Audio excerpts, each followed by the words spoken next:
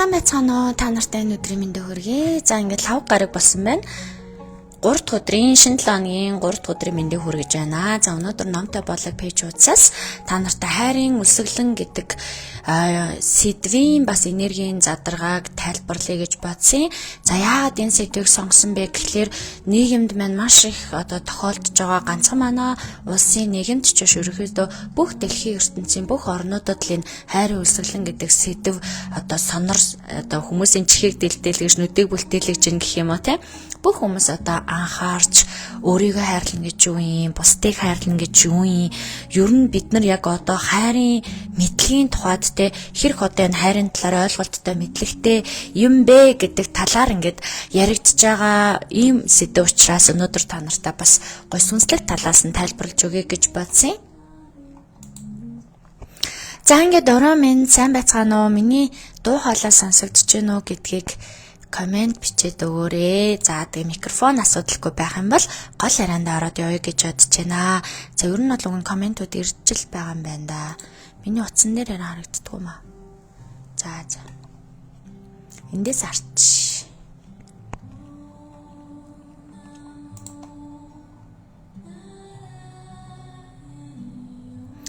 За амьдрал сайхан, сайн уу, арай мэндэ гэсэн байна. За комментод ирсэн байна. За дуу хоолой ямар ч асуудалгүй сайхан сонсогдож байна уу? Хэрвээ дуу хоолой маань сонсогдож байвал та нартай өнөөдрийнхөө гой сэдвтэй ороод явъя гэж бодож байна.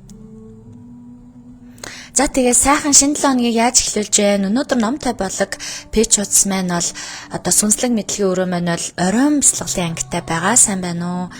Орой мэндэ хөөрхнөө гэсэн байна. За манай бяцлаглалын шаман сая орой ангис суусан шаман орж ирсэн байна. Сонсогдож байна. Багш маань гой хоолойтой шүү гэсэн байна. За ашгүй дээ. За ингээд дуу хоолой бол ямар ч асуудалгүй байгаа юм байна. Тийм учраас хэдүүлээ гой сэдвтэй орцгоё гэж бодож байна.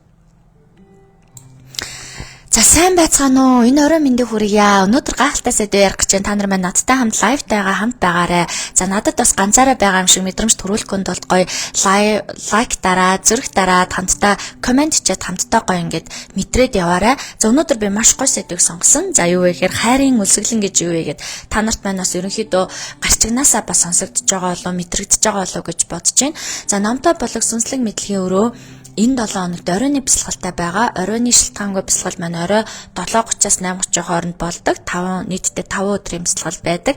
Энэ оройны бас бясалгал маань гоё халуухан, маш гоё сонирхолтой, хөгжилтэй гоё явагдаж байна. Өнөөдөр бид нар 3 дахь өдөр тарны бясалгалаа дуусгаад үргэлжлүүлэн би та нартай нэг сэдвэр ч гэсэндээ лайв орё гэж цаг зав гаргаад ингээд сууж байгаамаа. За ингээд анх удаа лайв мэг нь үзэж байгаа хүмүүстээ зориулаад өөрийгөө танилцуулъя. За намайг бол Мишка гэж дуудаж болно. Би номтой болог пэйж хуудас хэмээх энэхүү пэйж хуудсын модератор багш байгаа. За ярих бясалгал, бичих бясалгал хэмээх онлайн сургалтуудыг боловсруулан санаачлан гаргаж ирсэн. За мөн шалтгаангүй бясалгал хэмээх танхим бясалгалыг одоо удирдан чиглүүлэн явдаг. За өөрийн зүрх сэтгэл амьдралаараа туулсан, мэдсэн, уншсан, ойлгосон зүйлүүдээ номтой болог хэмээх энэхүү сүнслэг мэдлэгийн өрөө гэж одоо миний ертөнц гэж би нэрлэх дуртай. Зүгээр л нэг одоо нэг байгууллагын ч юм уу те эсвэл ямар нэгэн тийм пэйж зүгээр ингээл нэг хөтлийн мэдээлэл оруулах гэж хөтэлдэг пэйж биш, эсвэргээрээ яг өөрийнхөө мэдрэмжээр сүнсний чиглүүлгээр яг тухайн цаг мөчийг мэдэрч байгаад өөрийнхөө мэдрэмжээр чиглүүлэн хөтлөө явуулдаг ийм сүнслэг мэдлэгийн өрөө буюу миний дотоод ертөнцөөр аялуулсан ийм одоо пэйж хуудас байд юм аа. За энэ пэйж хуудсын маань зорилго нь гэвэл ерөнхийдөө хүмүүс сүнслэг мэдлэгийг түгээе, өөрийнхөө амьдралдаа олж мэдсэн зүйлүүдээ сүнслэг талаас нь, оюунлаг талаас нь түгээн дэлгэрүүлээ. Та бүхэн маань миний одоо оруулж байгаа мэдлгүүдээс авахыг аваад, хаяхыг хаяад өөрийнхөө одоо тий хүслээрээ гэдэг шиг өөрийнхөө мэдлэг чадвартаа бас нэмж, тосолж, тордож, сайжруулж ингэж яваасаа гэж бодож одоо энэ пэйжийг ингэж хөтэлдэг байгаа. За ингээд өнөөдрийнхөө гол ярианд орцгоё. Би энэ гэрлийг жоохон нэммээр ах юм. Нэмэгсэн чи бүр багсгч байчаа. За ингээд өнөөдрийнхаа сэдв рүү гол сэдв рүү орцгоё.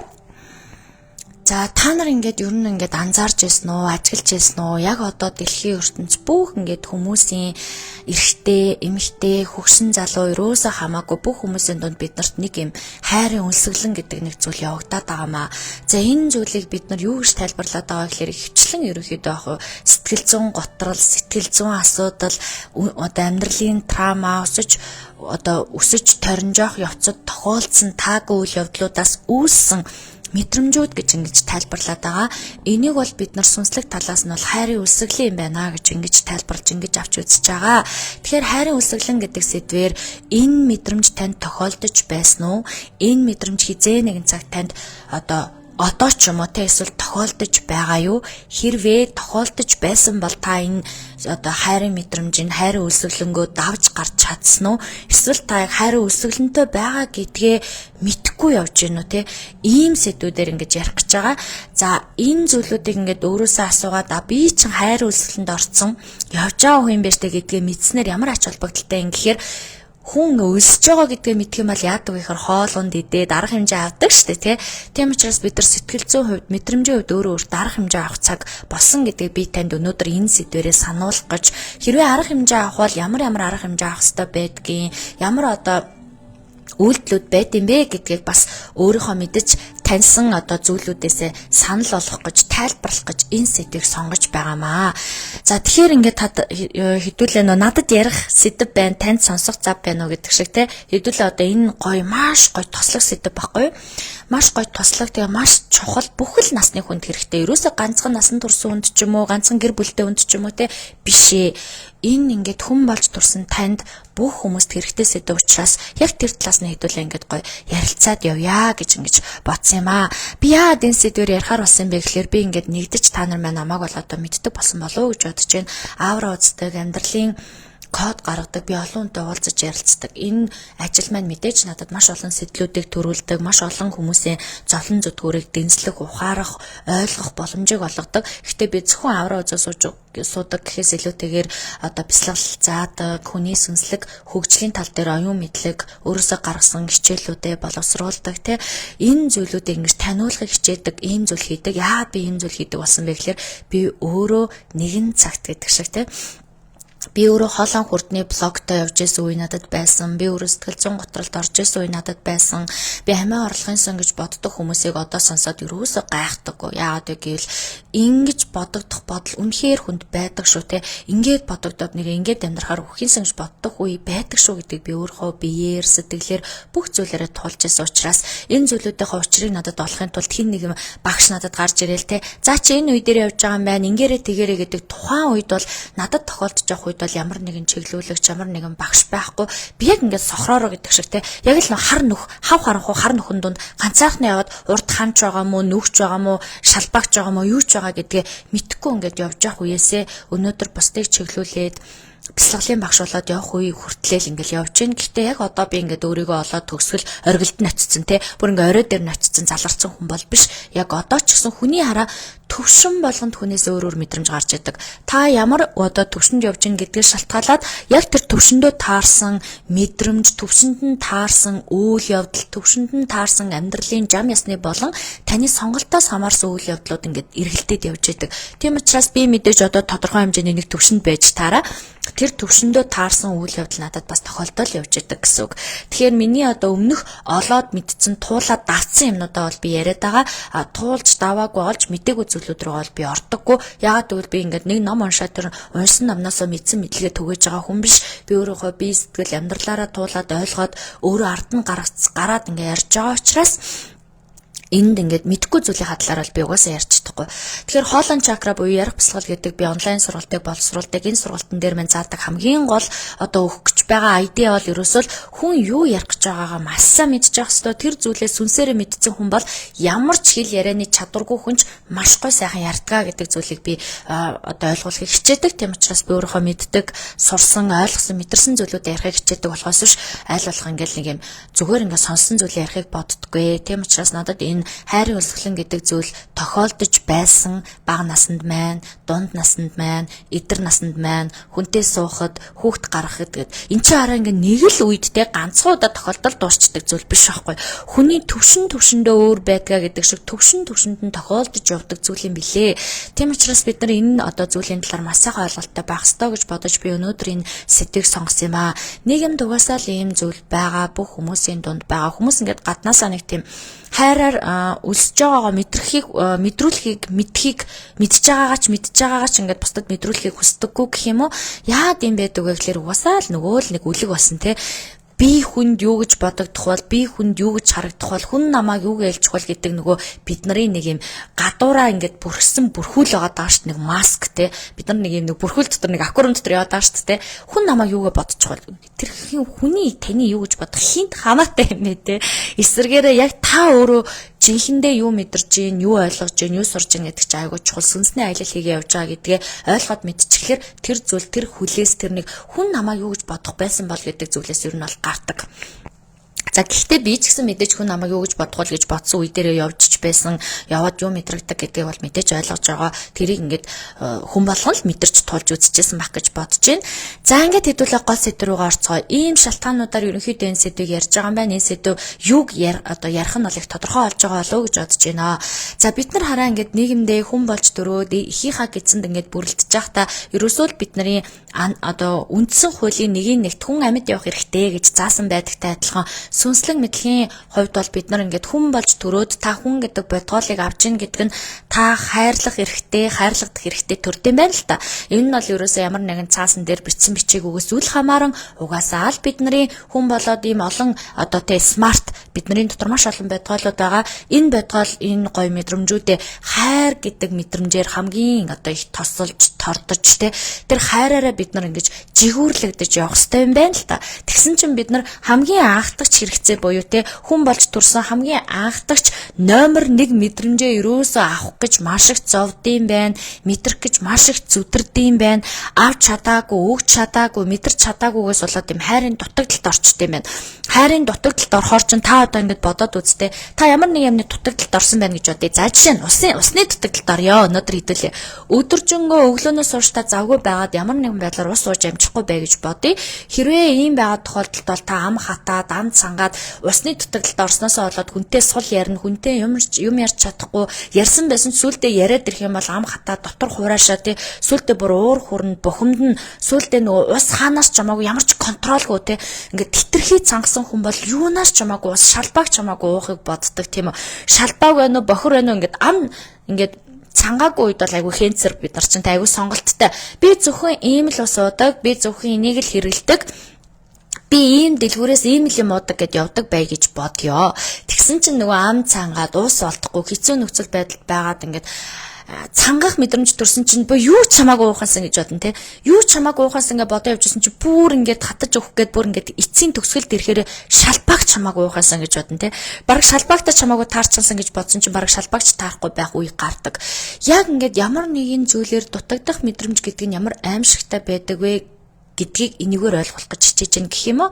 Одоо юу гэсэн үг вэ гэхээр хүн ингээд юмар дутагдсан үедээ тэр зүйлийгээ цензурыг тогтоож чаддггүй, тэр зүйлээ ингээд те одоо балансалж чаддггүй. За би яг ийм л юм дуртай, би энийгээ л авна, би энийгээ л эдлэн хэрэглэн гэж чаддггүй. Эсвэргээрээ тэр дутагдсан байгаа мэдрэмжээс шалтгаалаад юу ч хамаагүй өөр одоо те юу ч хамаагүй тэр зүйлийг орлуулж болох эсвэл тэр зүйлдээ ижил төстэй байж болох юу ч хамаагүй мэдрхийг юу ч хамаагүй авахыг хүсдэг. Энийг бид нар юу гэж хэлээд байдаг вэ? Хүмүүс гаднаас нь хараад юу гэж дүгнэдэг вэ гэхээр энэ хүн донтцсон байна гэж дүгнэдэг байхгүй. Чи донтцсон байна. Чи ямар нэгэн донтцсон байна. Чи архин донтцсон байна. Чи одоо мөрөөдөө тоглоом донтцсон байна. Чи ингээд энэ эмэгтэйд донтцсон байна. Тэр эмэгтэйд донтцсон байна ч гэдэг юм уу тий. Үнэндээ энэ бол хитрхи их ямар нэгэн зүйлээс дутагдлаас болдог. Юунаас дутагдсан гэдэг оншоо олж чадвал юунаас яаж гарах оншоо хүн олж чаддаг. Хэрвээ оншоо олж чадахгүй байгаа тохиолдолд баяр баясгалж олж чадахгүй хин нэг намайг авраасаа гэж боддог байхгүй. Хин нэг намайг гарч ирээд намайг авраад намайг ингээд булаагаад явчаасаа ч гэдэг юм тий. Ийм мэдрэмж төрдөг. Энэ мэдрэмжээс шалтгаалаад хүмүүс хитрхи айдаг. Юу вэ гэхээр ямар нэгэн зүйл дутуу байна гэдгээс айдаг, дутагдах үедээ гэдгээс айдаг. Тэгээд хүмүүс нийгэмд ерөөсөө бид нар чинь тасралтгүй ажиллаад амьдрал ямар нэг юмны төлөө ингээл зүтгэл ингээл яг нэг юм нөгөө харах байдаг шүү дээ. Нэг бөөрийнхий тойрог дотор орсон ингээл тасралтгүй гүүгээл ерөөсөө зогсож чадахгүй. Яг тэр харах шиг ингэж амьдраад байгаагийн шалтгаан нь ерөөсөө бид нар ямар нэг юмнаас дутагдхаас айдаг. Яагаад вэ гэвэл дутагдана гэдэг мэдрэмж бол аимшигтай мэдрэмж. Төрөний хэлсэнчлэн нөгөө шалбагч хамаагүй уучраас ингээ бодож явж иж болно шүү дээ бид нар. Яг энэ шиг бидний хамгийн одоо гол дутагдаад байгаа яг одоо энэ нийгэмд энэ 2025 он гэдэг энэ оны мөчлөг дээр дэлхийн ертөнцийн ихэнх хүмүүс анахата хүрд буюу зүрхэн хүрдний хайрын чакрагаар дутагдцсан явж байгаа. Хайрын мэдрэмжээр дутагдцсан явж байгаа. Сүнс нь хайраар дутагдцсан, бие нь хайраар дутагдцсан. Мэдрэмж тархин хайраар дутагдсан байгаа. За хайраар дутагдсан хайрын үлсгэлэн гэж нэрлэдэг байгаа. Дутагдана гэдэг юм чи ерөөсөө үлснэ гэсэн үг байхгүй юу? Үлснэ гэдэг юм чинь бид нар ингээд бие үлсгэд ямар хэцүү мэдрэмж төрдөг гэлээ те. Та одоо бодоод үзтээ зарим хүмүүс ингээд хоолоор дутагдаад олон цаг хоолгүй яваад бие нь ингээд үлсгөөрөө ууралдаг те. За манай энэс дэ үлсчгөөрөө ууралдаг шүү бурхан минь 3 дахь шиг хоолыг нөхгүй бол ингээд айгу муухай арчтай болчдөг. Юу гэсэн үг вэ гэхээр тэр хүн дутагдж байгаа тэр мэдрэмжийн шин чанаруудыг өөртөө одоо хариу урвалыг үзүүлж чадахгүй байхгүй, хариу урвалыг үзүүлж чадахгүй буюу ямар нэгэн дутагдах үе тэр хүнд айдас, уур бүх зүйлүүд нь ингээд хамгаалтахгүй байгаа юм шиг нэг юм тогтворгүй байгаа юм шиг хэцүү нөхцөл байдал байгаа юм шиг өөрөө ингээд муухай мэдрэмжүүдийг авч байгаа. Хоосон мэдрэмжийг, хангалтгүй мэдрэмжийг, дутагдсан мэдрэмжийг энэ мэдрэмжийг авахаараа дургуйцлаа илэрхийлж байгаа. Буцаагаад нь өсөж байгаа тий. Би хоол идмээр зөвхөн хоол өснөөсөө болоод хоол нориоцноос болоод хайртай дотны хүмүүстэй бүр хатуу хэлдэг штэ тий. Ийм мэдрэмж авч байгаа.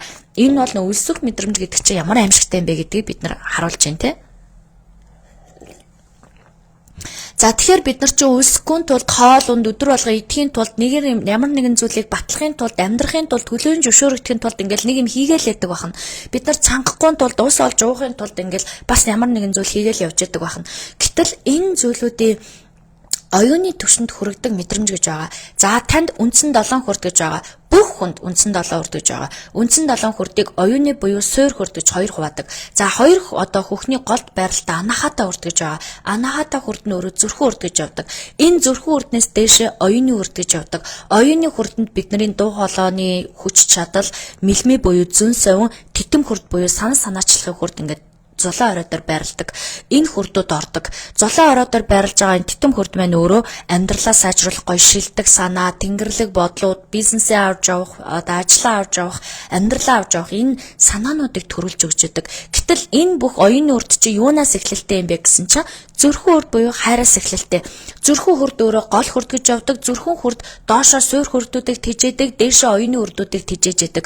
Энэ зүрхэн хүрд буюу анахата гэдэг хүрд маань өөрөө сулраад ирэхээрээ мэдрэмжгүй болоод ирэхээрээ хоосроод ирэхээрээ бид нар хайрын дутагдалд орж эхэлдэг.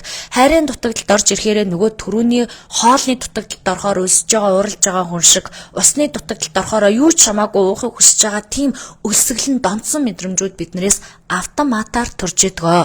Гэтэл энэ сэтгэл готрол гэж яриад байгаа тий. Бид нар нийгэмдээ одоо сэтгэл готрлын талаар янз бүрийн талаас нь ярьж байна. Эмчин ч ярьж байна, багш нь ч ярьж байна, өөрөө тэр мэдрэмжийг мэдэрч үзсэн хүн нь ч ярьж байна, ном уншиж судалсан хүн нь ч судалж байна. бүх талаасаа энэ мэдрэмжийг бид нар бие биентэйгээ ширлээд хуваалцаад явж байна. Яагаад гэвэл угаасаа л ярихгүй бол болохгүй. Угаасаа л бид нар өмнөх ингээд жилүүддээ өмнөх 100 жилүүдэд бид нар эд материалаа босгох гээд дэлхийн ертөнцөө материаллог болгох гээд байртай, барилгатай, машинтай тэрэгтэй болгох гээд бид нар өөрсдийнхөө хэрэгцээг хангах гээд явж байсан жилүүдийг тулсан бол одоо бид нар хэрэгцээндээ тодорхой хэмжээнд ханчаад байгаа байхгүй тий. Тодорхой хэмжээнд бидний дэлхийн ертөнц одоо хөгжлөөрөө бидрийг удирдах явж байгаа улс орнууд маань өөрөө материаллог байдал буюу шинжлэх ухааны одоо дэвшил, материаллог дэвшил, техник технологийн дэвшил, эрүүл мэндийн дэвшлүүд нь ингээд айгүй тодорхой түвшинд хүрсэн. Одоо бид нар сүнслэг буюу нүдэнд харагддаггүй, чихэнд баригддаггүй мөртлөө хамгийн гол үүсвэр болсон зүүн сон мэдрэмжэн дээрээ бид нар тулгуураадлаад явж байгаа учраас зүрхэн үрдний талаар угаасаа ярина. Анахата хүрдний талаар буюу хайрын дутагдал гэж юу вэ? Хайрын үлсгэлэн гэж юу вэ? Би яагаад хайрын үлсгэлэн гэж энэ лайваа нэрсэн бэ гэхээр угаасаа өөрөө бодож байгаад өөртөө төржсэн мэдрэмж буюу хитрхи хайр дутагдсанаас болоод миний сүнсэнд ямар шинж тэмдгүүд одоо тулгарч ялаа гэдгээ бодоод өөрийнхоороо нэрлсэн юм аа. Магадгүй энэ хайрын үлсгэлэн гэдэг өөр ямар нэг нэр томьёо байдаг эсэхийг бол би мэдэхгүй байна. Миний энэ сүнслэг өрөө маань миний туршлагаас хамаарсан, миний мэдлэгээс, миний одоо анхаарч үзээ ойлгож авсан ухаарлаас одоо гарч ирдэг ийм сүнслэг мэдлэгээ өрөө байгаа, ийм одоо пэйж хуудас байгаа, ийм ажил байгаа тийм үү. Тийм учраас би өөрийнхөө мэдрэмжэн дээр тулгуурлаж яриад энэ хайрын үлсгэлэн гэдэг нэрийг өгсөн. Үлсгэлэн гэж хэлэнгүүт бид нар ингээд шууд ойлгож штэ. Үлсэх мэдрэмж ямар амар байдаг вүлээ бурхан маань хайраар үлснэ гэдэг юу байдаг бол гэж та нар бодож үзчихсэн баг. Хайраар үлснэ гэдэг зүйл хоолоор үлснөөс ч илүү, усаар дутагдсанаас ч илүү, ямар нэгэн өмсөд зүүх зүйлээр дутагдсанаас ч илүү хамгийн аимшигтай үлсгэлэн байдаг. Энэ хайраар үлссэн, хайраар дутагдсан, хайр үлсгэлэнд орсон хүмүүс хов хоосон мэдрэмжийг авдаг. Ямар ч гоё ингээд байр байшинд амьдарч байсан хоосон, ямар ч гоё нэр алдартай байсан те, ямар ч ингээд бүх хүмүүс таниад хүндлээд одоо юу гэдэг маш гоё ингээд өндөр албан тушаалтай, өндөр ажилтай, өндөр карьертай амьдарч байсан ч гэсэн зүрх сэтгэлтэй тас харанхуй те, зүрх сэтгэлтэй хов хоосон мэдрэмжийг мэдэрдэг.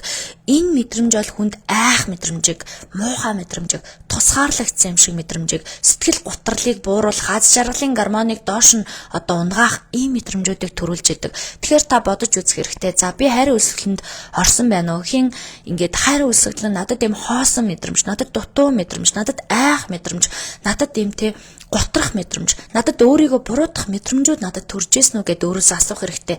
Энэ мэдрэмжүүд танд төрж исэн бол за та чи хайрын дутагдалд орж исэн буюу хайрын үлсгэлэнд нэрвэгдэжсэн байна гэж ойлгох хэрэгтэй. За ингэж нэрвэгдэжсэн бол та хизээ, хаана, анх хизээ, хоёр дахь нь хизээ, гурав дахь нь хизээ гэдэг энэ онш буюу хугацаагаа тодорхойлох нь аягүй чухал байдаг. Яагаад гэвэл бид нар нэг л удаа өсөөл тэгэл болчдөг юм биш байгаа байхгүй. Эн чинь нөгөө бага наснаас ахуулаад те бага залуу насндаа хэрхэн яаж ээж аавын хайр халамжаас дутагдaltaй те ээж нь аав нь хайраар ингэж цатгаагүй, дүүргээгүй, баяжуулаагүй, харамлаагүй, хайрлаагүй байгаа үедээ бага наснаас ингээ хайр үлсгэлэнд орсон байдаг. За тэгээд дунд нас, өдөр нас, өсвөр нас, дунд буюу өсвөр наснд бол бид нар ээж аав гэхээс илүү бүр гэрийнхнаасаа холдмаар санагддаг шүү дээ. Өөр гэрийнхнаасаа бүр тусгаарлагдаад холдоод бүр ингээд тусдаа байр түрээслээд бүр амьдрмаар санагддаг шүү дээ. Яаж юм гэхээр бид нар энэ хайраа гэрийнхнаасаа гэхээс илүү үе тэнгийнхаа ижил одоо эсрэг хөөснөөс ч юм уу те найзуудаасаа одоо эргэн тойрны хүрээлээсээ энэ өөр хүмүүсээс авахыг хүсэж байгаа байхгүй. Өмнө нь бол ингээд өсвөр наснд хүртлээ ээж аваараа хайрлуулаад таламжруулаад хамтдаа амьдраад ээж нь тэрхээр аав нь гоё үхэлэхээр ээж аав хоёр нь хамтдаа байхаар айгуу гоё мэдрэмж авдаг байсан чинь сүүлдээ тэр мэдрэмж нэг тийм чухал биш болоод ирж байгаа байхгүй юу гэсэн чинь нүүн эсрэг хүснээсээ буюу хайртай найзаасаа хайртай эргэн тойрны хүмүүсээс авах гад ирнэ. За түүний дараагийн үе шатнд бид нар нийгэмд орно. Ажил хийн. Ажлаасаа, ажлын ур чадвараасаа те бусдаас ингээд хүндлэгдсэн, бусдаар хамгаалагдсан, хамт олонны уур амьсгалаас, нийгмийн хүрээллээс те иймэрхүү зүйлээс ингээд хайрын мэдрэмжийг бид нар ингээд бас хайраар үлсэж эхэлдэг. Юу гэхээр тэндээс ингээд хайрыг мэдрэх гэдэг ш. Намаа хүмүүс сонсох нь уу, намаа хүмүүс хүндлэх нь уу, намаа хүмүүс батлах нь уу те. За миний тальд хүмүүс одоо орох нь ч гэдэг юм уу. Ингээд үе шатчат болгондоо бид нар ингээд нийгмээсээ буюу эргэн тойрны хүрээлээсээ хайрыг ингээд хайж яадаг.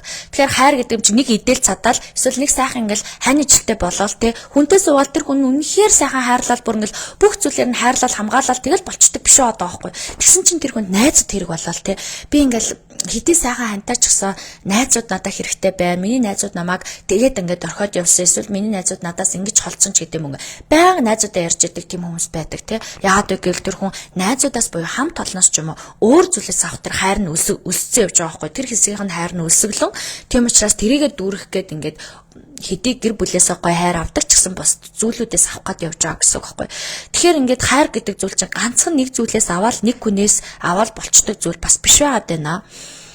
Маш олон янзаар гэр бүлээсээ авсан уу, хамт олноос авсан уу, найз нөхдөсөө авсан уу, өөрөөсөө авсан уу гэт ингээд аюу олон янз байд юм байна. За ийм олон янзаас хүн чинь аваагүй, зарим үед нь тасарсан, зарим үед нь мэдэрч чадаагүй, зарим үедээс нь бүр ингээд хайрын өсөглөнд нэрвэгдтлээ хайраар дутагдцсан те. Хинч хайрладгүй, халамжилдаггүй, магтдаггүй, хинч ингээд тэр хүний гой үн цэнийг мэдрүүлээгүй хүмүүс чинь хайрын өсөглөнд нэрвэгдээд явж идэм байна. Ийм одоо өсөглөнд нэрвэгдсэн хүмүүс чинь хин намайг хайрлах бол гэд ингээд дотроо хөөх юм те, сэтгэл дотроо ингээд гордоол хараал гэж юм байна. За тэр нь ингээд нэг юм ямар нэгэн хүнээс ч юм уу хин нэгнээс орж ирэх үед өөрийн мэдлгүй сэтгэл татагдах, өөрийн мэдлгүй тэр хүнтэйгээ хамт байхыг хүсэх мэдрэмжтэй. За эсвэл тэр хүнээр бүр дутагдах, бүр нөө юм дутагдахаар аягүй хэцүү байдаг ш. Хоол дутагдахаар бид нар хоолол хайгаа явж идэг шиг хайр дутагдахаар бид нар ч хайраал хайгаад явна штэ тэ, ойлгомжтой. Тэгэхээр хайрын үлсгэлэнд нэрвэгдэн гэдэг бол энэ амьдралын маш том одоо баталгаануудыг, амьдралын маш том уяа зангилаануудыг салгадаг зүйл ахгүй юу. Тийм учраас бид нар ерөнхийдөө бол энэ хайраар дутагдахгүй байхын тал дээр өөрийгөө анхаарах хэрэгтэй. Хэрвээ хайраар дутагдаад байвал яаж энэ хайрыг юунаас авах уу, яаж дүүрэх үү, яаж эмчлэх үү, яаж эдгэх үү, яаж нэмэх үү гэдэг зүйл дээр анхаарч явах хэрэгтэй.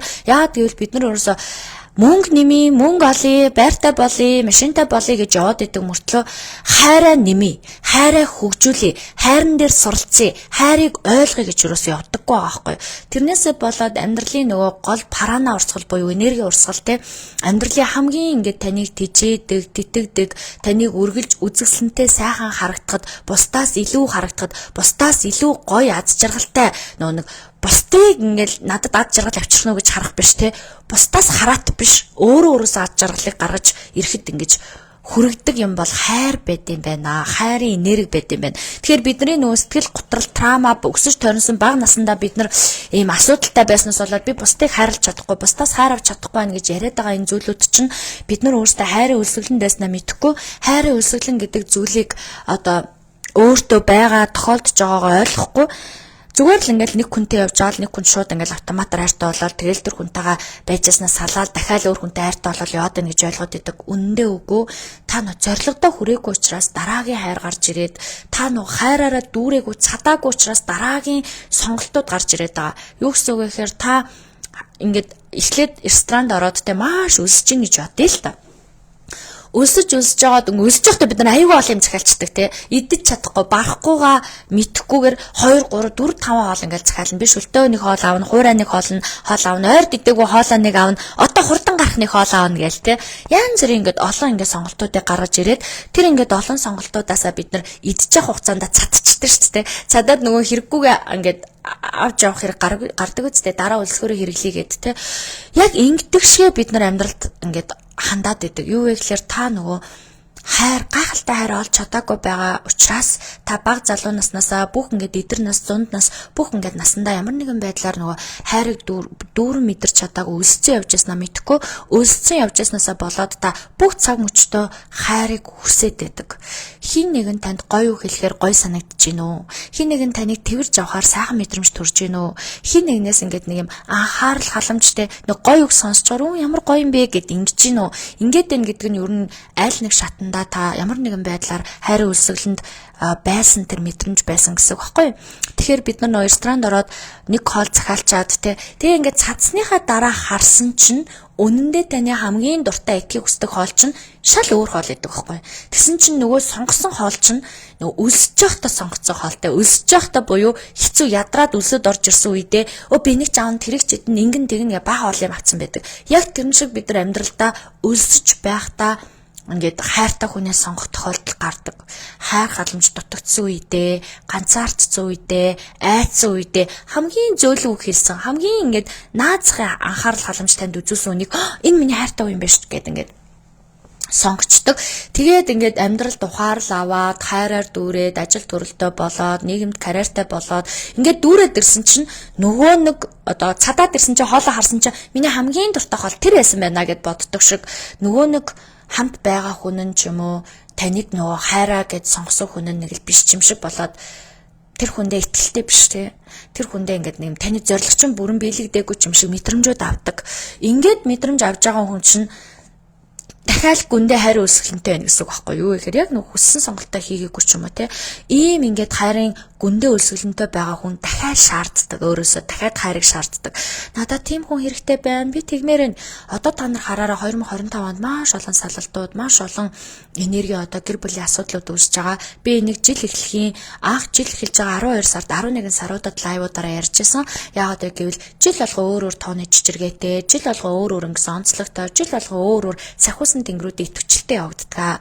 2025 оны энергийн чичиргээний тоо бол 9 тоо. 9 тоо гэдэг бол хөгшин туршлагатай тоо. Хамгийн бүх тооны хамгийн ерөөсөл дэлхийд 9 цифр байгаа шүү дээ.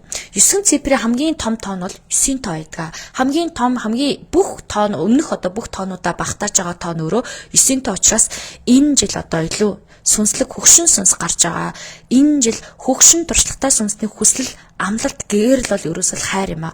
Бүх хүмүүс хайрыг эрэлхийлнэ, хайрыг авахыг хүснэ, хайрыг өгөхийг хүснэ, өөрөө дотроо гэр бүлийн асуудлууд айгүйх үүснэ. Яагаад үүсээд байна гэхээр энэ бүхнийг засахын тулд, засуулахын тулд, залруулахын тулд, өөрөө та хайрыг өгч чадахгүй, авч чадахгүй байгааг хөдөлгөөнд оруулахын тулд энэ дэлхийн ертөнцийн дээр энэ жил ажиллаж байгаа сахиусан тэнгэрүүд хайран дээр голчилж ажиллаж байгаа.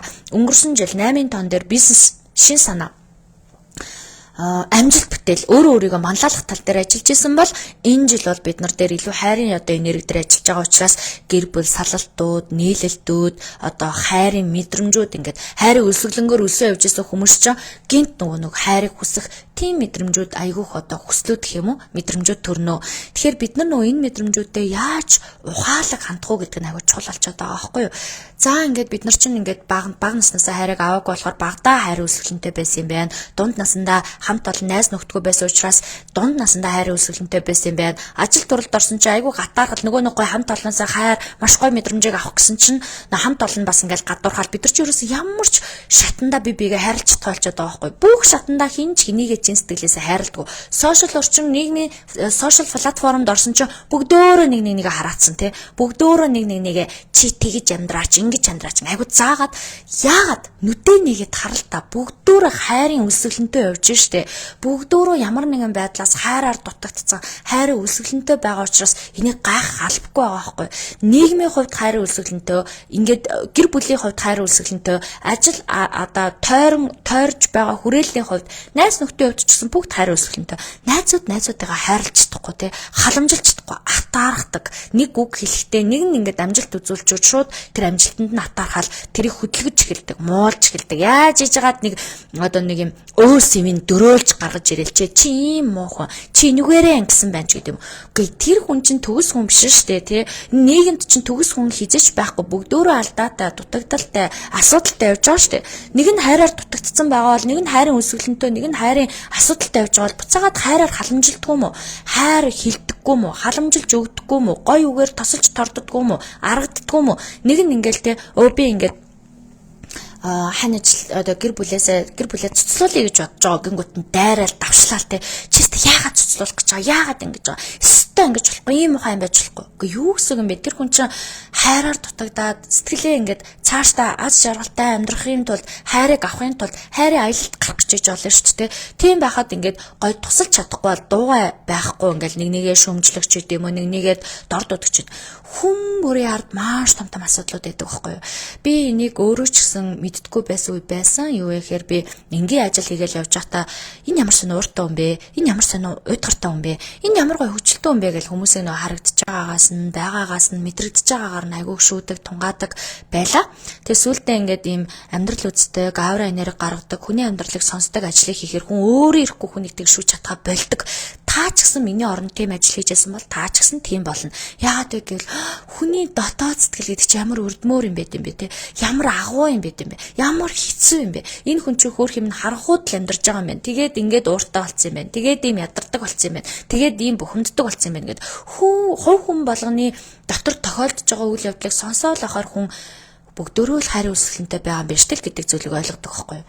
Бүгд л бид нар чи хөөрхөдөө зүгээр л хайраар дутагдаал, гэр бүлээсээ хайраар дутагдаал, ээж аваасаа хайраар дутагдаал, хаан ижлээсээ хайраар дутагдаал, гэрэлдэх ёстой хүмүүс чинь бүгдөө ингэ нурмаацсан те. Бүгднгийнх нь гэрэл нь унтарсан, найдвар, итгэл найдвар дүүрэн байх ёстой хүмүүс чинь ямар ч итгэл найдваргүй болцсон, хүсэл мөрөөдлөөр дүүрэн байх ёстой хүмүүс чинь ямар ч хүсэл мөрөөдлгүй болцсон. Ингээл ийм болцсон л гэдэг юм шүү дээ. Энд чинь айгүй тийм ойлгомжтой зүйл байт юм шүү дээ.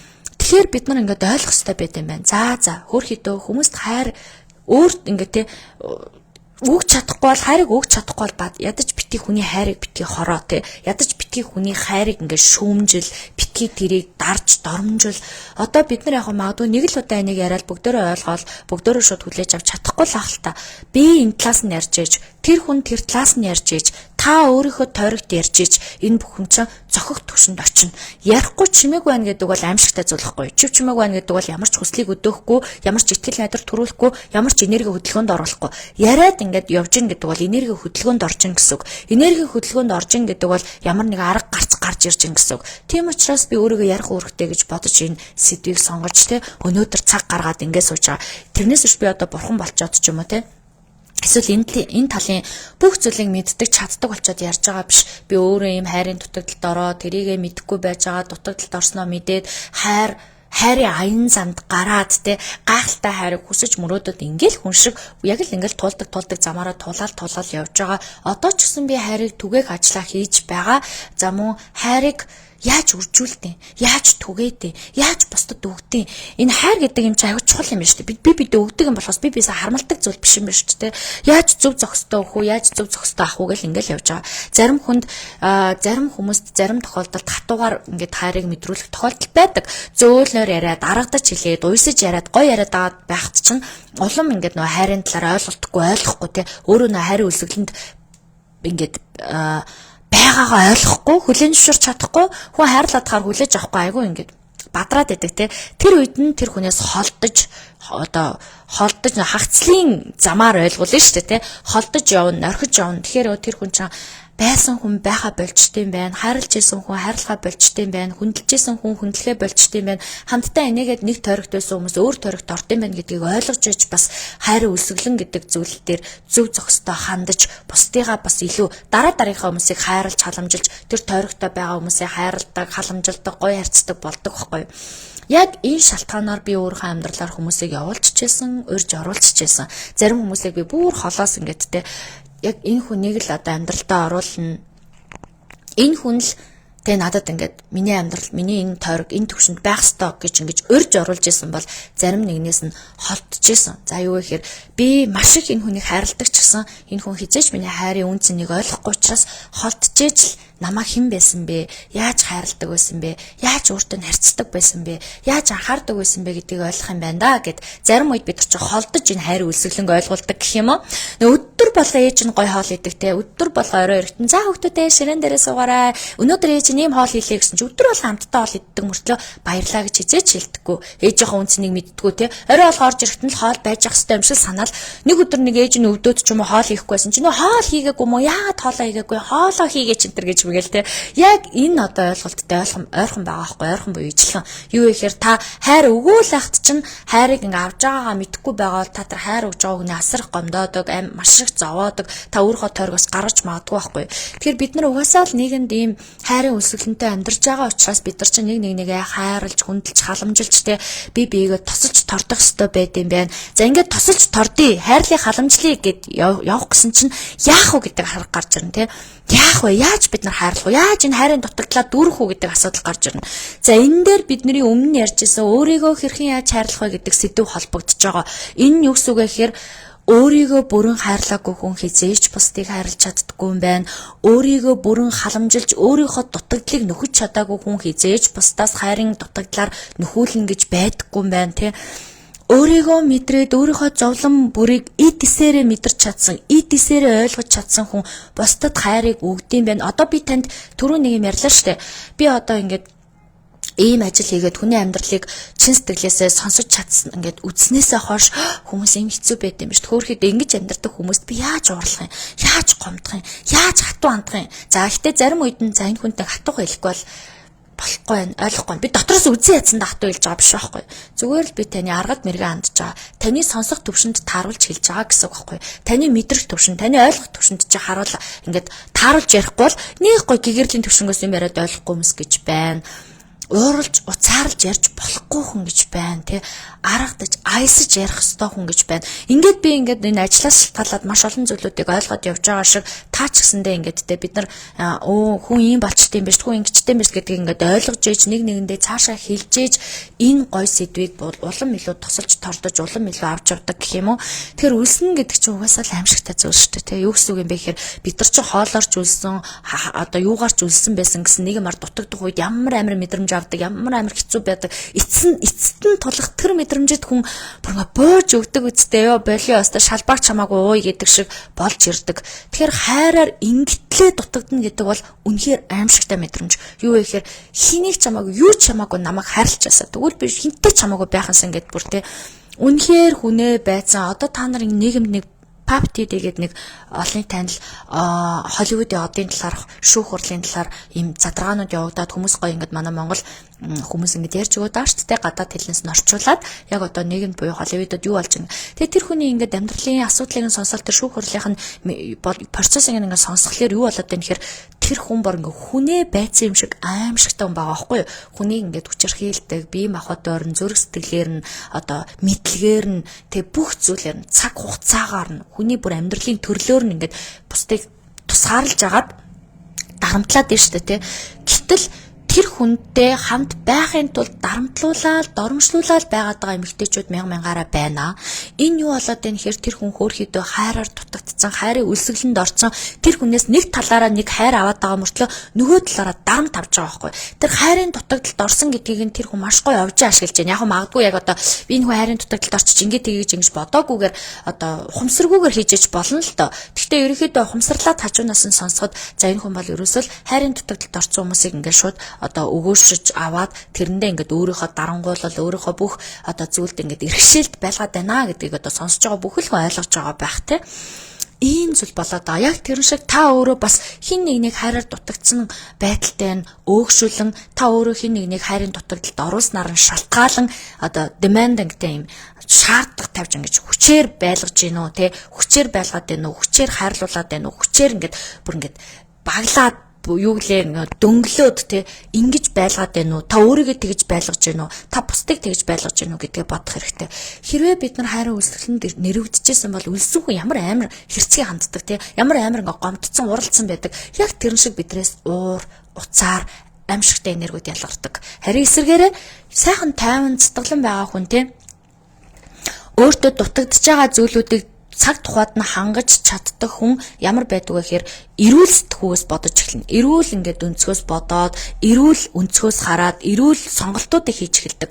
Амьдрал гэдэг чинь үйл өөр гэдэг чинь ерөөсөө хоёр зүйлээс болж ш. Нэг нь таны сонголтоос хамаарж байна. Буруу сонголт хийвэл тэрнийхээ үйл өөрийг та эдэлж байна. Нөгөөх нь бол таны өмнөх төрлөөс хамаарж байна. Өмнөх төрлөдөө юу хийгээд юу бодоод явж ийснээс шалтгаалаад амьдралд зарим зүйл таны шалтгаангүйгээр, таны удирдлаггүйгээр цаанашаал болж байна. Ийм хоёр зүйлийн голоор нь бид нар явж байна тийм үү.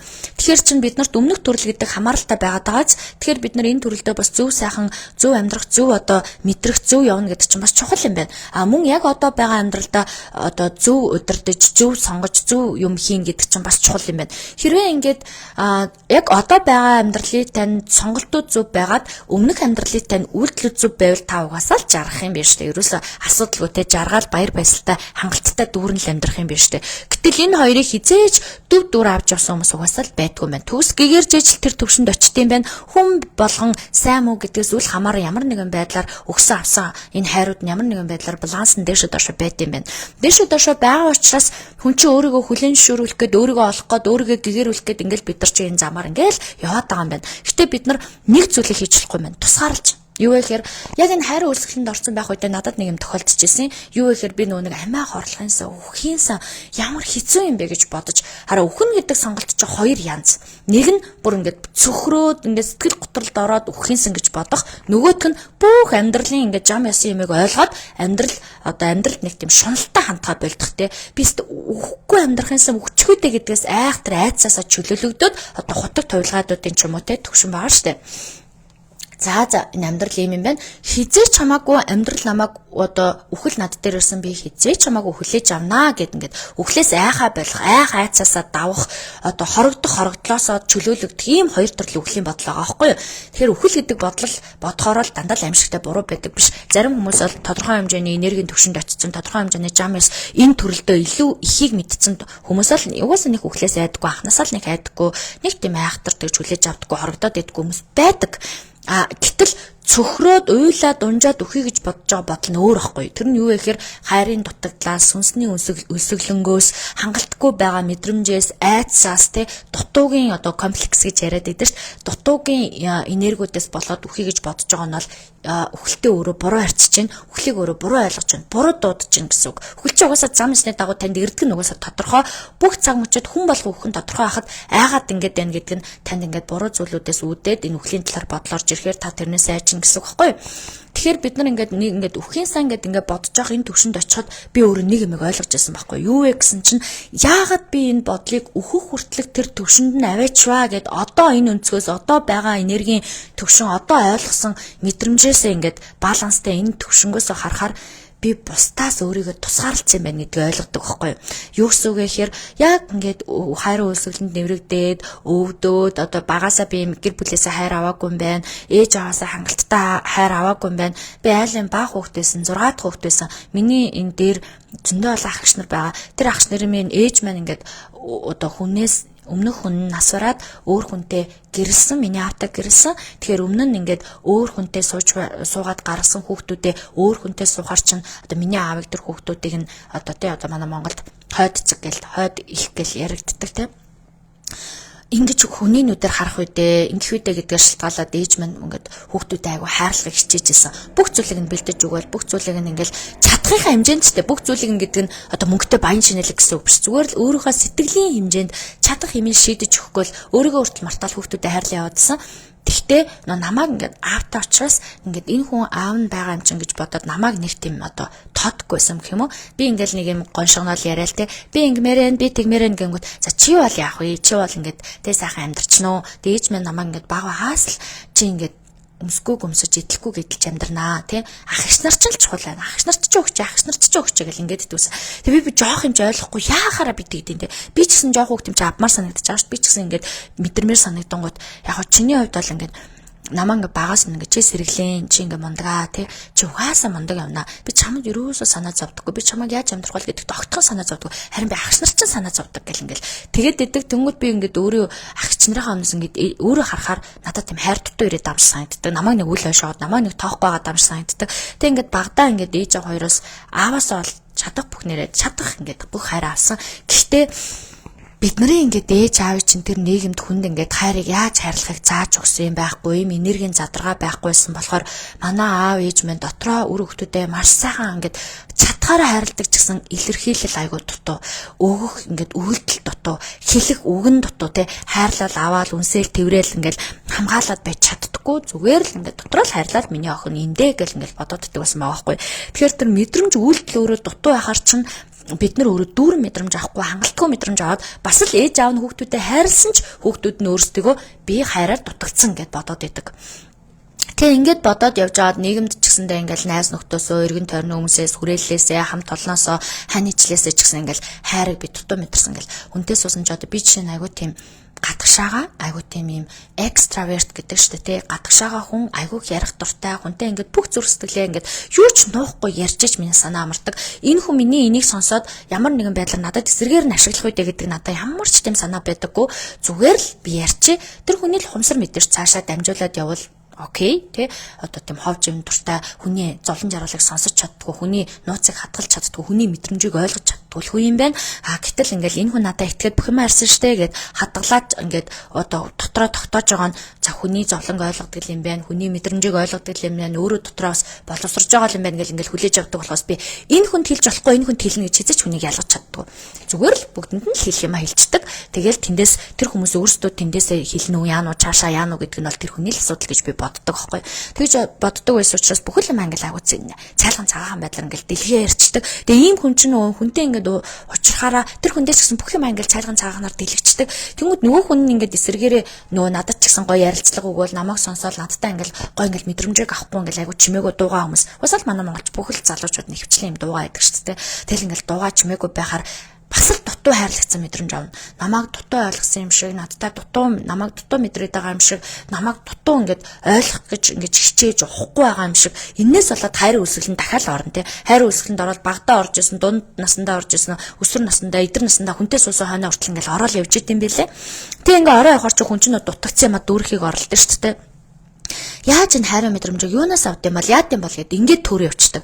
За гэтэл энэ дунд нэг юм нь тусгаарлаж өөрийгөө болдгоо юм байна. Нийгмээсээ тусгаарлаад эхлэхээрээ, найзуудаасаа тусгаарлаад эхлэхээрээ, хайртай хүнээсээ ийм тусгаарлалт буюу хан үсгэд тэр ханы наан цаанаас харьцдаг болоод ирэхээрээ энэ холбор үнэхээр хүн чат руугаа буюу маш хэцүү байдал руу орж байгаа гэсэн үг. Энээс болоод салтууд үүсэж байгаа. Гэтэл та тэр тусгаарлалтаа гаргаад сэтгэл готрол гэж байгаа зүйл рүүгөө өөрөө орно. За орохын тулд яах ёстой гэхээр нь хоосон мэдрэмжээ таньж ойлгоод өөрийгөө хайрлах сурна. Бусдаас ингээд хайрыг ерөөсөө ингэж авах гэж оролдох болгондоо л бид нар үлсгэлэнд ордсон байна. Үлсгэлэнд нэрвэгддэм байна, дутагддсан байна. Гэтэл нөгөө бидний өөрийгөө хэрхэн яаж хайрлах вэ гэд 3 биеэр хайрлана гэд би өмнө нь тайлбарж өгч байсан шүү дээ. Юу вэ гэхээр махан бие чинь бас хүний бие юм байна. Махан биеийг хайрлана. Сүнсэн бие чинь хүний бие юм байна. Сүнсэн биеийг хайрлана. Тархин бие чинь бас хүний бие юм байна. Тархин биеийг хайрлана. Гурвуулангийн хайрлаж ич төгс хайр гарч ирнэ гэж ярьж байгаатай адилхан бид нар эхлээд өөрийгөө хайрлах сурах болчиход байгаа байхгүй. Өөрийгөө хайрлахын тулд нөгөө 3 аргаа ашиглаж энэ гурвуулангийн тижээж ингэж хайрлах хэрэгтэй байт юм байна. Хараад тархиараа бас хүн чинь хайраар дутагддсан юм байна. Юу гэсэн үг вэ гэхээр бид нар чинь ингээ бодолтой тархитай тийм үү? Байнга л ингээл ямар нэгэн бодоо явж байгаа. Тэгсэн чинь тархиараа ингээд хүн хайр үсгэлэнд бас нэрвэгддэг байхгүй юу вэ гэхээр тэр намайг хайрладаггүй, тэр намайг халамжилдаггүй, тэр намайг гоё хардаггүй, намайг одоо юу гэдэг намайг инээлэгдэхгүй гэл ингээл энэ бодлууд чинь тархины хайрын үлсгэлэн. За нөө мэдрэмж нь нэг гоё ингээл хүн хараад догтлол, баярлал, баясаал тэмүүлэхгүй байгаа нь сүнсний хайрын үлсгэлэн. Махан биений хайр үсгэлэн. Нөгөө тэрвэрх үнсэх наалдах те би биентайгаа ингээд гоё ингээд би биегээ налах тэрвэрхэн унтах ингээд жоохон хүүхд хүртэл ээжтэй тэрвэрлэх гэл наалтах гал ингээд ирээд идэв ч те. Юу юм? Махан бие чинь бас тодорхой хэмжээний хайрын үлсгэлэнтэй байдаг. Тэгэхээр махан бие чинь ч гэсэн хайраа авах хэрэгтэй байхгүй юу? Энэ 3 бие маань 3 янзаар энэ хайраа мэдэрчээж бид нар бүрэн дүрм одоо мэдрэмж авд юм байна. Гэхдээ энэ 3 зүйлийг гурвуулангийн бүгднгийн ингээд энэ хайрын үлсгэлэнгөөс тусгаарлахын тулд хайрын үлсгэлэнгөөс аврахын тулд өөрийгөө хайрлаж сурах хэрэгтэй байдаг юм байна. Өөрийгөө хайрлахын тулд нөгөө 3 биетэйгээ ажиллах хэрэгтэй байт юм байна. Тэгэхээр энэ нийгэм даяараа бид нар хайрын үлсгэлэнд байгаагаа мэдэхгүй байна. Энийгээ бид нар сэтгэл готролч гэж нэг тайлбарлаж үзэж гин, травмач гэж тайлбарлаж үзэж гин, өсөж тулсан амьдралын зовлонч гэж тайлбарлаж үзэж гин, янз янзаар тайлбарлаж байна. Сүнслэг талаасаа бол хайрын үлсгэлэн. Хүн болгон энэ дэлхий дээр цэвэр цагаахан цайлхан сэтгэлтэй хүүхэд нэлхаараа төрдөг. Юу ч мэдэхгүй, муухай үг гэж мэдэхгүй, зовлон гэж мэдэхгүй, үлсгэлэн гэж мэдэхгүй, нэраа ингээл төрөөлний хүүхэн гин цайлган байж байдаг. Бүгд л хайрыг авах гал төрж байгаа. Хайрын гэр бүлээсээ авах гал ингээл те эргэн тойрноос авах гал хайрыг мэдрэх гэл хайрыг түгээх гэл төрж байгаа. Багадаа бол ингээл ээж нь зодсон ч ээжээ гэл хайрлал те ээж нь загинсан ч ээжээ гэл ээж руугаа ингээл амар хөөрхөн ингээл хоёргүй сэтгэлээр зодсон ч зодууллаа гэж бодохгүй загинсан гэж бодохгүй явж байгаад нас ахих тусам хүн юм үзэх туулах тусам хайрын үлсгэлэнд баг багаар нэрвэгцээр ягаад тэр нь бүр хүн чатандаа ороод ирэхээр ямар ч зүрх сэтгэлгүй ямар ч догтлолгүй анахаатаа хүрд буюу зүрхэн урд нь блоклогдсон.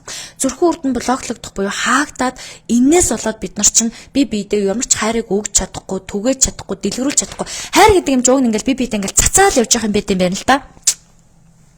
Ингээд би биэндээ цацаал бүр ингээд би биедээ өгөөл би биегээ ятгаал би биэндээ ингээл те хөө миний найз амар гоё юм миний хайр чи яасан сайхан ямар гоё ингээл би биедээ үгээр нь үйлдэлэр нь бүх зүйлээр нь ингээл хайрыг ургуулаад явж явах хэрэгтэй юм байт юм байна. Тэгсэн чинь бүгдөө хайрын үлсгэлэнд орцсон хайраар дутагдсан учраас тэрийг өгч чадахгүй юм айцтай. Энд ингээ хэлжүүл ингэчих болов намайг ингээд ашиглах болов би хайраа илэрхийлжүүл намайг ингэчих болов та ардаа бодоод үз. Та ингээд бүр хайрын үлсгэлэнд орцсон байгаа аахгүй нөгөө нэг таныг хайрлаж чадахгүй байгаа, халамжилж чадахгүй байгаа, гоё үгэлж чадахгүй байгаа юм чи айцтай. Айцтай байна гэдэг нь хөрхий хайрлахаас ч айж байна. Өөрөө хайрын үлсгэлэнд байгаагаа ч мэдэхгүй гэсэн үг. Тийм учраас тэр хүнийг ямар ч хоёргүй сэтгэлээр бүр гинэн цайлган хүүхэд ээжигээ хайрладаг шиг, ээж нь хүүхдээ хайрладаг шиг гинэн цайлган сэтгэлээр хайрлаалахаар эхлээ жоохон сонио санагдан тэр хүн таныг ашиглаадж байгаа юм шиг, тэ ашиглах гатж байгаа юм шиг. Тэгжээ сүулдэ нөгөө хүн чинь таныг хайранд бэлурж эхэлнэ. Ямар гоё юм бэ? Хоёргоо сэтгэлээр ингэж хайрлуулах чи яасан сайхан юм бэ гэд ямар ч айцгүй, ямар ч гэмтэлгүй ингээ бие бүр сул тавьж эхэлнэ. Тэгээд ирэхээрээ таны дотоод гоо зөксөнд орлож эхэлнэ. Энэ хүн чинь дотроос ямар гоё юм бэ, тэ? Эхлээд гаднаасаа гадаад гоо үзсэн ч юм уу, хувь зунар ч юм уу, карьер ч юм уу, ажил ч юм уу, чадвар ч юм уу тийм зүйлд нь татагдчихсан аа сүүлдээ дотоод нэг хөөхөн гин цайлган нөгөө хоёргүй ингээд нэг юм цав цагаан ариухан юм байгааг нь хараад тэрэнд нь дурлж эхэлдэг.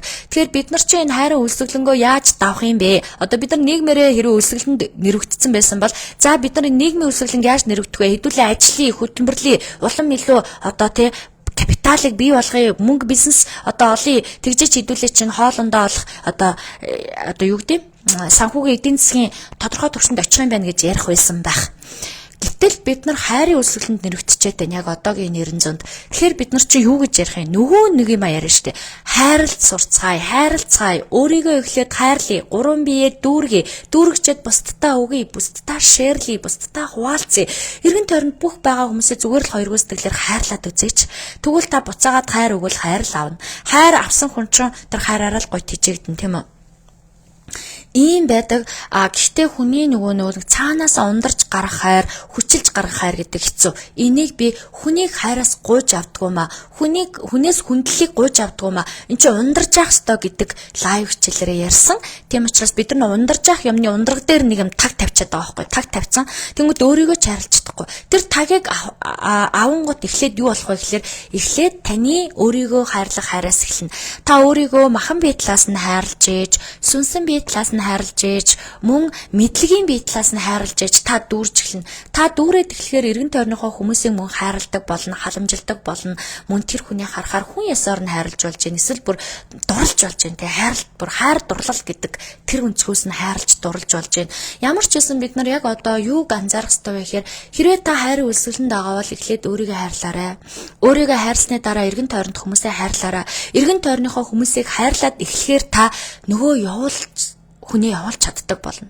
Нөгөө хүнээ та хамттай зөв амьдрч чаддаг болно. Явуул хүнээ явуулна, дуудах хүнээ дуудана, хамт амьдрах хүнээ хамт амьдруулна.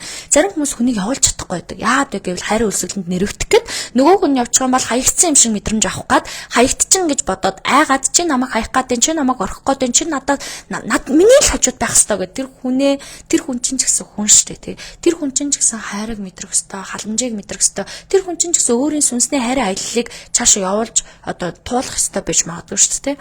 Тэгээд ингэж яахт нь ингээд дүнг хийгээд, ачаа хийгээд өөрийнхөө хайр гэдэг тэр өсгөлөнтөө мэдрэмжээсээ хүнийг бас өсгөөд явж байдаг. Тэгэхээр бид нар чинь хамтдаа өсөхгүй тулд, хин хинийгээ өсөхгүй тулд, нийгмээрээ бөөнөрөө өсөхгүй тулд бид нар яах ёстой вэ гэхээр эхлээл өөрийгөө хайрлах ёстой юм байна. Өөрийгөө бүрэн дүүрэн хайрласныхаа дараа нэг нэгэндээ ингээд ингэх ёстой биш гэдэг зүйлээ яг ойлгодог тий. Ингэх ёстой биш гэдэг зүйлээ ойлгож ээж бид нар энэ нийгэмд гоё зүйлийг ямар ч айцгүй, ямар ч гэмтэлгүй түгээх юм байна. Нэг нэгэндээ бид нар ч гоё юм хэлэх юм байна тий. Ийм зүйл болох юм байна. Тэгэхээр бид нар хараа хин хинийгээ хилэлтгөө бүгдөө яг аль нэг цаг мөчтөө аль нэг үедээ ямар нэгэн байдлаар бид нар хайрын үлсгэлэнд нэрвэгдэжсэн. Яагаад вэ гэвэл бүр нэрвэгдэж байгаагүй хүн бол байхгүй. Харин яаж гарах вэ? Яаж энийгээ ойлгох вэ? Яаж хүлээн зөвшөөрөх вэ? Яаж үүнтэйгээ нүүр тулан зөв замаар, сайхан эерэг замаар явах вэ гэдэг нь л бидний хувьд аягүй чухал байна. Гэтэл бид нар карма, трама гэж ярьж байгаа шүү дээ. Багадаа нөө хайр авч чадаагүй болохоор би одоо ингээд хүнийг хайрлаж чадахгүй байгаа юм байна. Хайртай хүнтэйгээ уулзах чадахгүй байгаа мэн гэж яриад байгаа чинь ч гэсэндээ ерөөсөө хайрын үлсгэлэн байхгүй. Та хайраар үлсчихсэн. Тэгээд тэр хайрын үлсгэлэнгээ одоо ч гэсэн нөө дарж чадаагүй. Хүн ингээл нэг багадаа айгүй үлсчихсэн хүн нэг юм сэтгэлэн цаддаггүй шүү дээ. Хоол дүүрэн байхад л ингээл өстой сав саваар нь авч тавиал, төмпөнгөөр нь авч тавиал барахгүй ээжж урдаа 10 20 бууз тавиал те барахгүйга мэдсээр ээжж ягаад гэвэл багтаа айгүй хөлсөжсэн өсөөдсэн болохоор хоолнд дэлбэг байхыг л харахгүй бол нэг дутуу зэмдэг зөндөө олон хоолнуудаас бүгдийг нэгдэж чадахгүй мөртлөө бүгднгөөс нийтэх гээл ингээл дицээ бүр дүүргээл хордлогонд ортлоо идэт байдаг шүү дээ. Тэгэхээр хідүүлээч гэсэндээ яг тэгж хайранд тэгж хандах юм бол хайрын хордлогонд орно. Юу вэ гэхээр та нөгөө багтаа хайрлаж байгаагүй мэдрэмжээс энэ хүнээс ч хайр авах гал, тэр хүнээс ч харц авах гал, тэр хүнээс ч ингээл тэр хүнээс ч хайрлуулах гал, тэр хүнээс халамжлуулах гал, өөрт байгаа нэг хайрандаа сэтгэл хангалуун биш хандаал өөр хүнээс хайр авах гэдэг нь энэ нөгөө бид нар хайрын хордлогонд орж магадгүй байхгүй. Ингээл бид нар хүнээс янз бүрийн хайрыг ингээл ямар ч хамаагүй аргаар аваад авах юм бол хайрын хордлогонд орно гэдэг чинь та чинь бас л нөгөө хэцүү мэдрэмжүүдийг авч хордлогонд орохоор яадаг үлээ бөөлждөг. За тэгэл бие өвддөг те. Яг тэр шиг хайраас болоод уйлн, унжин, дуулн одоо нөгөө үлсэн мэдрэмж чинь хэцүү шттэ төвчж чадахгүй, хүлээж чадахгүй те. Ийм мэдрэмжүүд аваад байдаг. Тэгэхээр хайрын үлсгэлэнд байгаа хүмүүс бол хайраа дүүрэх гэж хичээх хэрэгтэй. Ингэж дүүрэх гэж хичээхийн тулд өөрийгөө маш гоё хайрладаг байх хэрэгтэй. Өөртөөгөө ингэж мэдрэмжүүдтэйгээ яг үнэнгээсээ нүүр тулах хэрэгтэй. Би тэр хүнийг санаад байна яг жинхнээсээ санаж гэнэ үү? Тэр хүнийг бодоод байна яг зөв бодож гэнэ үү? Би тэр хүнээс хайрыг авахын тулд ингээд бүр хүсээд байна. Би нөхрөөсөө эхнэрээсээ хайрыг авах гэж хичээгээд байна. Гэтэл би зөв хичээж гэнэ үү? Зөв авах гэж хичээж гэнэ үү? Зөв ойлгуулж гэнэ үү өөрийгөө гэд ингээд маш гоё бодох хэрэгтэй. Тэгээд бүх зүйлийг зөвөөр хийгээд ирэхээр бүх зүйл ингээд хууль дүрмэнд биш зам ясанд өөрийгөө даатга. Зам ёс таны бүх зүйл зөв болоод ирэхээр танд өгөхийгөө өгнө, авахыгаа авна. Таныг зөв зам руу чинь чиглүүлнэ, та ч өөрөө ойлгоно. Та хинээрч тайлбарлуулахгүйгээр энэ бүхнийг ойлгоод нэрээ тийм штэ гэд өөрөө зөв зам руугаа ороод явнаа. Тэгэхээр бид нар угаасаа хараа хинч битгий гайх, хэнийг ч битгий энэ хайр үлсгэлэнд байгаа маань би хайрын цатгалантай байгаа юм байна гэж хизээж битгий бод. Та гэр бүлэрээ элэг бүтэн амьдарч ийн гэдэг нь хайраар дүүрэн байна гэсэн үг ч биш. Та гэр бүлгөө ганцаараа амьдарч ийн гэдэг нь хайраар дутагдсан үг гэсэн ч үг биш. Энэ чинь яг дотроо мөн чанар дотроо юу мэдэрч ийн гэдгээс шалтгаална. Доторх мөн чанар чинь өөрөө дүүрэн, дотоодоосоо аз жаргалтай, дотроосоо өөрөө тэ бэлхэж хайрын мэдрэмж ундарч гарч ирж байгаагаар нэрээ тийм шүү гэж ярина үхээс ш гаднаасаа дисплей хэлбэр нь яаж харагдаж байгаа гэдэг нь хинт ч хамаагүй. Хэлбэр бол бүгдөө л бид нартай сайхан л харагдаж штэ. Гэр бүл байна уу байна, ажил төрөл байна уу байна, мөнгө байна уу байна, хичээж үнэ хичээж байна. Бүгдөө л гоё харагдал, гоё явж байгаа юм шиг л болоод байна. Гэтэл бүгдөө те яагаад ингэж энд ирээд үзүүлээд уйлаад унжаад гомдоод байгаа. Бизнесмен хүнч тэр одоо нөгөө бүр ингээд тэр бомтон хүнч тэр алдар нэртэй олонний танил хүнч тэр ирээл уйлдаг. Уйлал ингээд би ингэж юу ярьдээ. Ерөөсөл хайр ярьдаг. Би нөхөртөө гомдож гин, би их нартай гомдож гин. Би ингээд дайн тэгээд байна. Намайг хайрлахгүй байна. Би өөрийгөө хайрлаагүй байсан байна гэл ийм л юм ярьдаг байхгүй. Тэгэхээр бид нар энэ нийгэм гэлтэхгүй энэ дэлхийн ертөнцийг дэлхийн бөмбөрцөг дээр одоо амьдарч байгаа нэг цаг мөчид амьдарч байгаа бүх хүмүүс ер нь дээлийнх нь хайрын дутагдaltaй явж байгаа. Хайраар дүүрэн хайрын дутагдaltaгүй явж байгаа хүмүүс ашгүй дээ. Тэр хүмүүс яаж байгаа гэж тэр хүмүүс бусдад хайрыг түгэж байгаа. Юу вэ гэхээр тань руу хараад инээж гин, таныг гоё халамжилж гин. Та ингээд хүнээс гоё ирчиж авдаг шүү дээ. Нэг хөөхөн тийм хайр халамж авцсан юм шиг мэдрэмж авдаг. Тэр чинь нөгөө хайраар дүүрэн байгаа хүмүүс чинь бусдаа өгөөд идэг.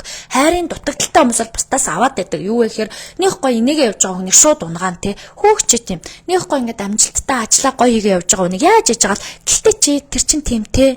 Гэлтэй танаа гэр бүл болтгоо те. Гэлтэй чи хайран дээр тийм те гэдэг ингээд заавал нэг юм унгаах ямар нэг юм өдөх асуудал гаргаж ирээд байдаг. Юу вэ гэхээр нөгөө хүн чинь нэг юм бүрмөттэй харагдангууд нөгөө хүн чинь өөрөө хосралтай. Хоосон хүн чинь ингээд дүүрэн байгаа хүнийг харж чадахгүй шууд унгаах гэдэг байхгүй. Тийм учраас бид нар нийгмээрээ л юм хайрын өсвөлтөнтэй явж байгаа, хайрын дутагдaltaй, хайрын асуудалтай явж байгаа. Тэгэхээр бид нар энийг ойлгоод хүлээн зөвшөөрөөд энэ дээрээ бид нар алхмууд хийх ёстой байна. Бяцлаглалын багш нар нь бяцлаглаараа дамжуулна те. Одоо нөгөө мэдлэгийн багш нь мэдлэгээрээ дамжуулан, сүнсний багш нь сүнсээрээ дамжуулан, хин нь юугаараа бусдаа түгээж ярьж болох чадвар чадамж боломж болцоо байна. Тэр бүхнээрээ ингээд дамжуулаад хэлээд гоё ингээд ойлголт өгөөд ингээд явж явах хэрэгтэй юм байлээ. Тэгээ одоо ч ерөнхийдөө маш гоё энергүүд илэрхийлэгдэж байна л да. Юу вэ гэхээр олонний танил хүнжтэр би одоо ийм асуудалтай байсан гэсэн гэл ярьдаг л болчих. Урлагийн хүмүүс нь ч ярьдаг л болчих. Хин л гэдгээс үл хамааран би ийм асуудалтай байсан гэдээ илэрхийлж эхэлж байна. Илэрхийлж эхлэн гэдэг нь юу гэсэн үг вэ гэхээр энэ эерэг хандлага үүсчин гэсэн үг. Юу вэ гэхээр хүмүүс нөө өөрийгөө өөртөө байгаа зүйлд одоо санаа зовхгүйгээр илчилт сурж ийн гэсэн үг. Санаа зовхгүйгээр илчилт сурж ийн гэдэг нь бол те энэ энергийн асуудлууд шийдэгдэх цаг нь ойртсон байна гэсэн үг. Тэгэхээр бид нар магадгүй 50 жилийн дараа бидний хайрын дутагдал мутагдлыг яриа сууж байхгүй байна шүү дээ. 50 жилийн дараа магадгүй бид нар эндээс энэ хүртэлх энэ орон зайд яаж юмыг одоо гараа хөрөхгүйгээр хөргөх вэ? Яаж хүний бодлыг унших вэ? Телепат, гипноз яаж хийх вэ гэдэг нэг арай өндөр түвшний те арай нэг хай түвшний ярих нь шүү дээ. Гэтэл одоо бид нар ч нөө зорилгодоо хүрэх гээд явж байхад бидэрт хайрын энерги хэрэгтэй байгаа байхгүй. Бид нар чинь юм гой хайрлагдчихэж, гэр бүлдээ хайрлагдчихэж, өөртөө хайрлагдчихэж, эргэн тойрондоо хайрлагдчихэж тэр зорилго руугаа хүрэх хүч нь орж ирнэ. Ухамсар нь орж ирнэ. Тэр тусламж ямар ч хэний ч тусламжгүйгээр бүгдийг ингээд гүйцэлдүүлэх тэр хүч найдвар нь өөрөө хайрын энергиэс орж ирдэг. Хүн хин нэгнээр хайрлагдах үед бүр ингээд тац жаргалтай нүд нь асаад байдаг шүү дээ. Нүд нь асаал бүр ингээд гэрэлтэл яа ингээд нарны цацар шиг ингээд цацраал те бүх хүн рүү тэр шинж тэмдгээ мэдрүүлээл хөөе чи дурлцсан юм уу гэж хүмүүс нэг асуудаг шүү дээ. Чи дурлцсан юм уу чи хүн таартай болсон юм чи ямар өөр болсон гэдэг шүү дээ. Яагаад тэгээд байгаа гэхээр хайрын мэдрэмж хайрын энерги чи юм хүчтэй байхгүй. Бүр ингээд дотроос нь цацарч яадаг те дотроос нь урсч яадаг дотроос нь ундарч яадаг. Бүр хүн өөрөө ч тэмцэж чаддгүй шүү дээ. Өөрөө тэр хайраа номогдох гээд тэр хайрын мэдрэмжээ дарах гад тэр хүн надад хайргүй би одоо энэ хайртай байхаа болмоор байна гэд ингэсэн ч гэсэн бүр ингэ чаддаггүй шүү дээ дотроос нь хөдлөөд идэв шүү дээ. Тэгэхээр хайрын мэдрэмж гэдэг бол бидний анхан шатанд анх хүн болж төрөөл бидний анх мэдрэх ёстой тэр одоо мэдрэмж байдаг байхгүй аз жаргалын мэдрэмж те. Тэгээ ийм мэдрэмж байдаг бид нар чи хэрвээ хүн болж төрсөн бол энэ төрөлдөө хідэн нас гэдгээс үл хамааран чи хайр гэдэг зүйлийг мэдэрнэ гэд бидэрт дэлхийн ертөнцөөс энэ зам ёсноос амьдралын тойргоос бидэрт ингээд тэгээд амлаад бидний хайр гэдэг зүйлчээ суралцаад явж байгаа шүү дээ. Хайрыг суралцах гэсэн чинь бидэрт мөнгө хэрэг болж гин, ажил хэрэг болж гин, хүсэл зориг хэрэг болж гин, нээлттэй байдал хэрэг болж гин, яриа хэрэг болж гин, үйл явдал хэрэг болж ингээд өчнөө олон хэрэг болж байгаа байхгүй.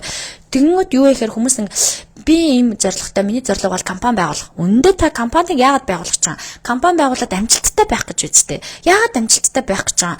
Эргэн тойрны хүмүүсийг халамжлах гэж үздэй. Эргэн тойрны хүмүүс тэр амжилттай байгаа ад жаргалаа түгээх гэж, халамжлах гэж, байр сав авах гэж, хайртай дотны хүмүүстэйгээ амьдрах гэж тэр байр савыг авах гэж байгаа үздэй те. Тэгэхгүй зүгээр л нэг юм өөрөө л ад жаргалтай байх гэж бид нар ямар нэг юм хийдгүү штэ. Бүхэл хийж байгаа бүхэл зүйл маань хин нэгэнтэй хамт хуваалцах гэж, хин нэгэнтэй хамт мэдрэх гэж, хин нэгэнтэй хамт гоё ингээ ад жаргалыг мэдрэх гэж үр хөвгтүүдтэйгаа ч юм уу хааны ажилтайгаа ч юм уу ээж автайгаа ч юм уу те мэдрэх гэж л энэ зүйлийг бид нар хийж байгаа үстэй. Тэгэхээр чинь бид нар бүгдөө л нөгөө нэг юм хийж байгаа бүх зүйл маань эцсийн бүлэг, эцсийн тулгуур, эцсийн цэг нь бол ерөөсөө хайрыг мэдрэх, хайрыг түгээх, хайрыг ойлгох гэж л бид нар энэ бүх зүйлийг хийж байгаа. Тийм учраас энэ хайрыг мэдрэхийн тулд бид нар эхлээд өөрийгөө боловсруулах хэрэгтэй болд юм байна л да. Юу вэ гэхээр хайр гэдэг юм чинь бусдад өхийн тулд боловсрцсан байж өгдөг болохоос ш боловсроогүй түүхий хоол ид та. Хоол түүхийгээр нийдвэл яах вэ? Гидс хөөн, гидс өвдөн, хордлогонд орно юу ч болж болно шүү дээ. Тэрэн шиг бид нар түүхийн хайрыг мэддэг байж байгаа түнд хайрыг өгөх үедээ хүнээс хайрыг авах гэж оролдох үедээ би биегээ маш их одоо гэмтээд юм байна. Юу вэ гэхээр нөгөө зодоол, занчаал, дарамтаал хажуудаа байлгаад байна гэдэг тэр Холливуудын од залуу яриад байна шүү дээ. Тэр диди, пап диди. Мэднэлтэй би угаасаа л өсвөр насндаа дуу муугийн сонсч байсан, дуртай дуунууд нь ч байдаг л байсан. Би өөрөө юм ингээд одоо өсвөр насндаа аяга бидний үеч аяга бүжгийн тулаамлан гэж гарч ирдэг байсан. Бүжгийн ингээд батл хийгээл найзуудтайгаа, оюун охтуудтайгаа диско одоо бүжгийн ингээл юм тулаамлан зохион байгуулаад диско клуб гэдэг зүйл тэр үед чинь ингээл яг диско найт клуб гэдэг юм гарч ирээл тэгэл ингээл явдал байсан. Тэр үед ингээл пап диди мэдгийн дуу муу сонсдог л байсан. Тэгэл тэр чинь бидний хувьд бол гоё дуу, гоё ингээл гоё урлагтай, гоё урсгал орж ирж ин хипхоп урсгал гэж орж ирж ингээл те өргөө дөмсөл банда зүгэл явдаг л байсан. Сайхан штэ 20 хэдэн жилийн өмнө 10 хэдэн жилийн өмнө тэн амар хэдэн 100 мянга хэдэн 90 өнгөрцөн юм ерөөсөө биш аа да.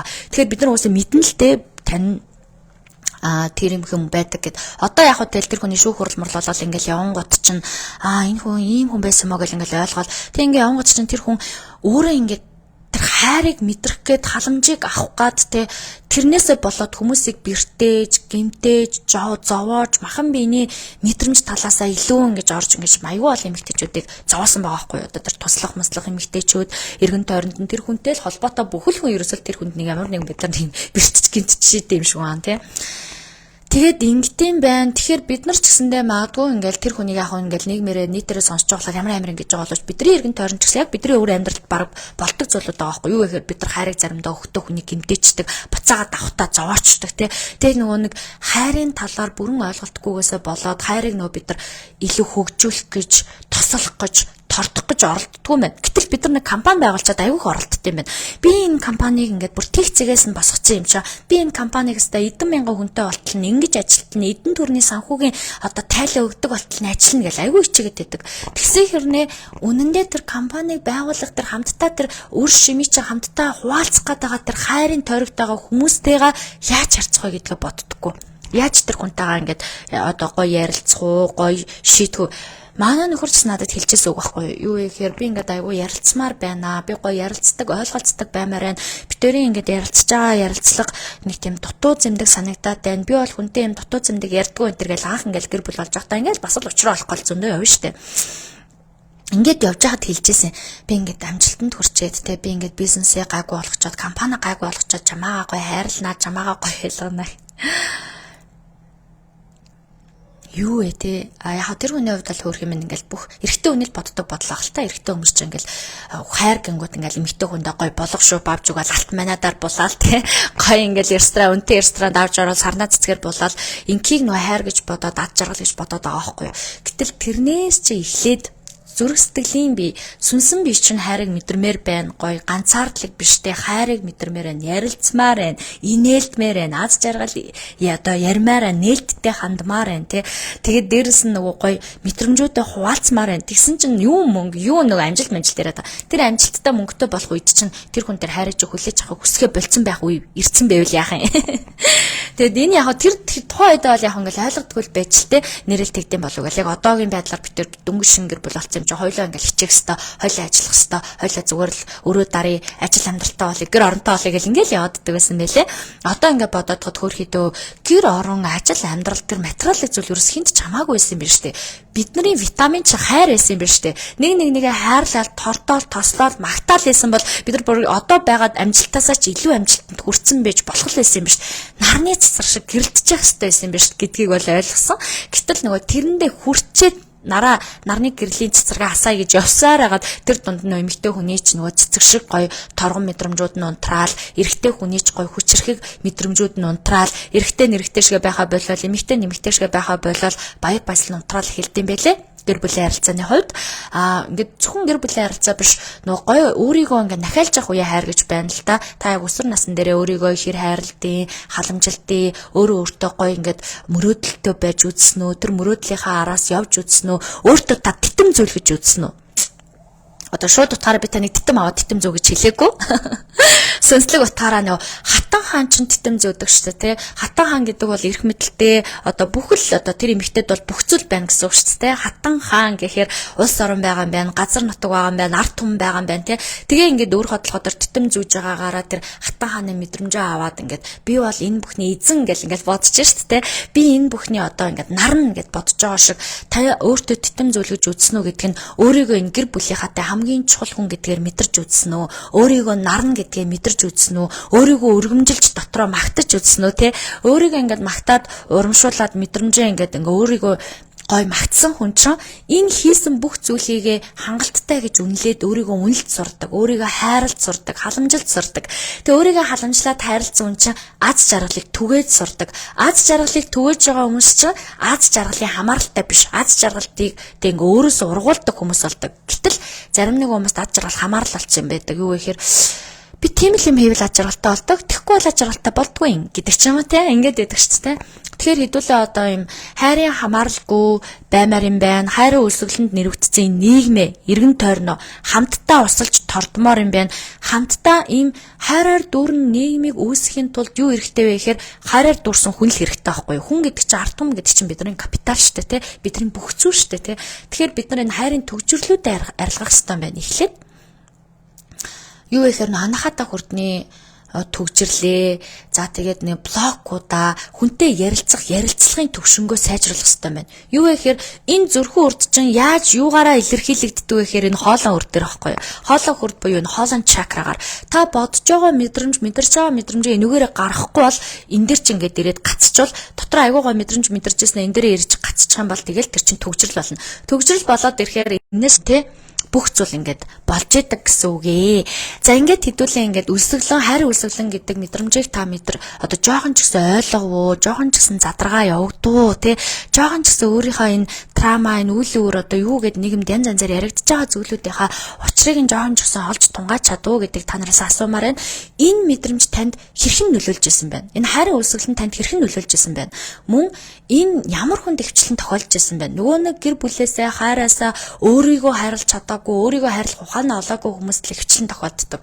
За танд ингээд тохиолдож байсан уу гэдгээ бас ойлгоод одоо тохиолдож байгаа мó өнгөрсөн тохиолдсон юм уу ирээдүйд ч тохиолдож болшгүй байгаа даа байхгүй. Энд чинь ер нь айгүй ингээд хүн өөрийгөө олоод дуусна гэж байхгүй цаг мөч тутамдаа өөрийгөө хайдаг гэдэг шиг хүнд өхөн хөвтлөл хайр хэрэгтэй гэдэг байгаа байхгүй. Тэрнээс биш за би ингээ 25 наснда хайраа олоод 30 хүртлээ сайхан амьдарч байгаа. Тэгээд тэрнээс цааш надад хайр хэрэггүй болцсон гэдэг юм хизээч байдаггүй байх нь бүх цаг мөч буюу хүн хөвтлөл бид нар чинь хайрлагдал, халамжлагдал, хайраа түгээгээл аваад услаар тордоол явж явах хэрэгтэй байт юм байна. Тийм учраас энэ бол нөгөө нэг хайр дүүрчлээ, хайр дуусчлаа, хайр болчлоо гэж одоо тийм бол байдаггүй мэн гэдэг бас ойлгох хэрэгтэй. За тэгээд энэ одоо хайрын үлсгэлэн гэдэг зүйл танд тохиолдгоос хэрхэн сэргийлэх вэ?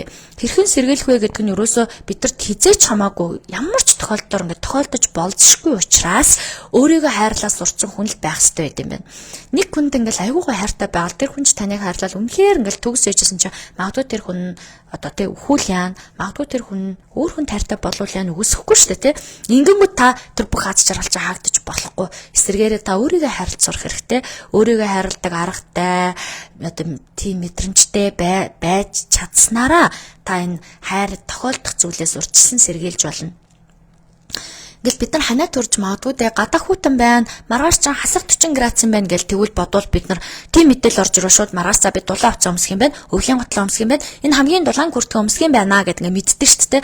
Тэгээд хамгийн дулаан хувцас өмсөд хамгийн гоо ингээд шүлтэй устаа халуун хоол идээд өөртөө витамин туслаа хийлгүүлээд ингээ явахад бол бид нар ханаа төрөхгүй байх боломжтой байдаг тийм үү. Гэтэл маргааш хэдэн градус гэдгээ мэдэхгүй байгаа үед хүн гараал нэг нэмэх хувцастай гараал даарчдаг. Даарснаас болоод өвдчихдэг. Яг тэр шиг одоо амьдралд ч гэсэндээ бид нар энэ хайрын үлсгэлэн гэдгээ мэдэхгүй, хайрын дутагдал гэдгээ мэдэхгүй, хайрын мэдрэмжээр нийгэм бүгдөө өлссөн явж байгаа мэдэхгүй байх үедээ бид нар магадгүй буцаагаад хүнд хайрыг нь өгч чадахгүй, авч чадахгүй. Мөн хайр түгээ явж байгаа хүмүүсээ дараад хайр түгээхгүй явж байгаа хүмүүсээс хайр нэхэд ч юм ингээд ийм үлсгэлэнгийн асуудал, үлсгэлэн хүн чи яадаг хоолнд яаж ханддаггүй те яг л тэгж хандах гэдэг болчдөг. Тийм учраас бид нар нөгөө энийгээ мэдчих хэрэгтэй болчиход байгаа. Мэдчих хэрэгтэй байна гэж бодоод би одоо өнөөдөр энийг ингээд нэг нөгөө ярьж задлж тайлбарлахыг хичээлээ. Тэгээ бүх цаг үед энэ хайрын одоо үлсгэлэн гэдэг зүйл тохиолдож болзошгүй учраас бүхэл цаг үед өөрийгөө хайрлаж явах хэрэгтэй байна. Яг одоо би хайрлаад хангалттай болчлоо гэдэг зүйл байхгүй. Цаг мөч бүхэнд, цаг минут тутамд өдөр бүр өөрийгөө хайрлах нэг үйлдэл хийх те. Бусдаа нэг хайр өгөх нэг үйлдэл хийх, эргэн тойрныхоо гэр бүлийн хүмүүсийг хайрын үлсгэлэнд оруулахгүй байх гэж хичээх ухамсар танд хэрэгтэй юм байна. Энэ хүмүүсээ яаж хайрын үлсгэлэнд оруулахгүй байх вэ? Одоо хүснээрээ үнэхээр болохгүй, цаанаасаа тий болохгүй байгаа бол би биегээ явуулж сурах. Явуулна гэдэг бол хамгийн том хайр гэж байгаа байхгүй юу вэ гэхээр тэр хүнийг хорихгүй, цагдахгүй, тэр хүний цаг хугацааг нь өрөхгүй, дуусгахгүй тий. За ингээд би чамд хайртай учраас чи энэ аяллаа цаашаа үргэлжлүүл те. Чи өөрөөхөө амьдраад үз. Нэг нь ингээд гэр бүл хоёр хүн ингээд хоорондоо гэр бүл болсон чинь нэг нь гадагшаа явах үнэхээр мөрөөдөлтөй те. Нэг нь бол үнэхээр Монголдоо зөвхөн Монголдоо гэдэг шиг Монголдоо л байх мөрөөдөлтөй хоёр хүн бай гэж бодъё л доо. Гэхдээ би битэй хайртай юу? Хайртай. Гэтэл нэгийнхаа тэр явахыг хүсэж байгаа хүслийг нь бас хангах хэрэгтэй шүү дээ те. Тэр хүн тэрэнд нь ингээд боломж олгоод за чи үнэхээр багасаа гадаад орн ингээд үзье өөр улс орныг тань гэж бодож исэн учраас би чамаа ингээд явуулахыг зөвшөөрж байна тий. Тэгээд хоёлаа би бол явахыг хүсдэггүй учраас би явмааргүй байна. Магадгүй гэтэл та хүсдэггүй мөртлөө тэр хүнийхээ төлөө бас хүсэх тэр одоо үйлдэлүүдийг хийж болно шүү дээ тий. За би тэгвэл хамт явъяач гэдэг юм а тий.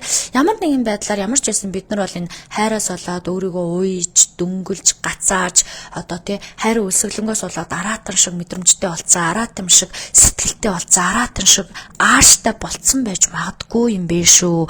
Тийм учраас энэ дээрээ маш гой зөв ажиллаж ин араатан шиг мэдрэмжүүдийг өөрөөсөө гарахгүй байхад тулд энэ бүх зүйлээ өөрөө өөртөө гоё ингээд ажиллаарай, өөрөө өөртөө мэдрээрээ, өөрөө өөрийгөө өгжүүлээрэй гэж хэлмээр нь яаж хайрыг цацраах вэ гэж хэлсэн байна. Хүчээр цацрааж чадахгүй та. Юу вэ гэхээр шууд би хайрыг цацраанаа гэж хайрыг цацраач юм биш.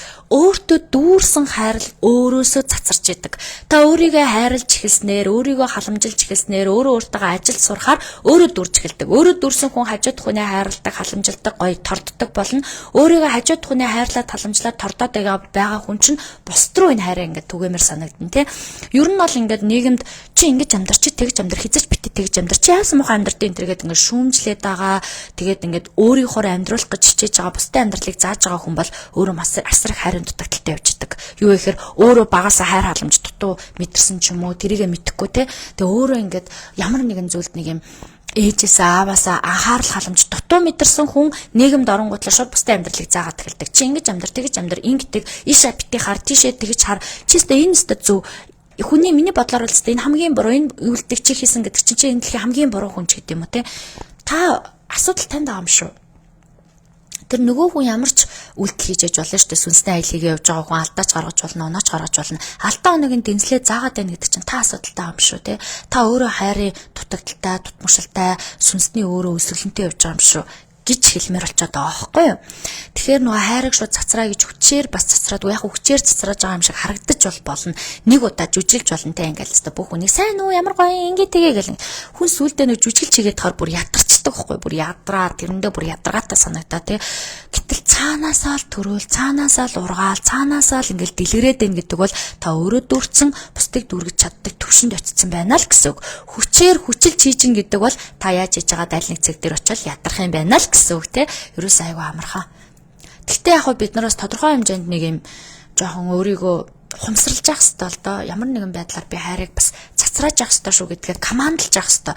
Командлж ийн гэдэг нь тодорхой төвшөнд та тэр хайрыг цацраах, хайрыг өөрөө өөртөө өгөх тэр одоо хэсэг рүү орж ийнэ л гэсэн үг л дээ те. За ингээд хитэн комент уншаад өнөөдөр хал аяыг дуусгая гэж те. Та нартаа нэг ч гэсэн мартцсан зүйлийг сануулж одоо тий жоохон хоошо тавьсан зүйлийг ойлгуулж чадсан бол өнөөдөр миний энэ лайв ингээд хэрэгтэй сэдв болсон байна гэж ингэж ойлгож болно.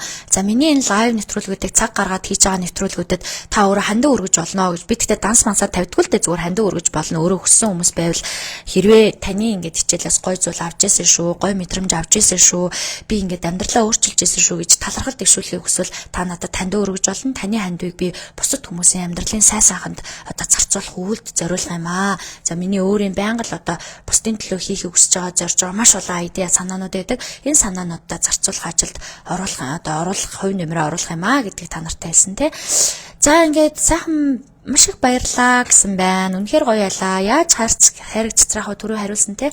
За ингээд өөр комментууд байна уу? Нэг хэдэн коммент уншаад тэгээд утсан дээр мань бол коммент гарч ирэхгүй байна. Тийм учраас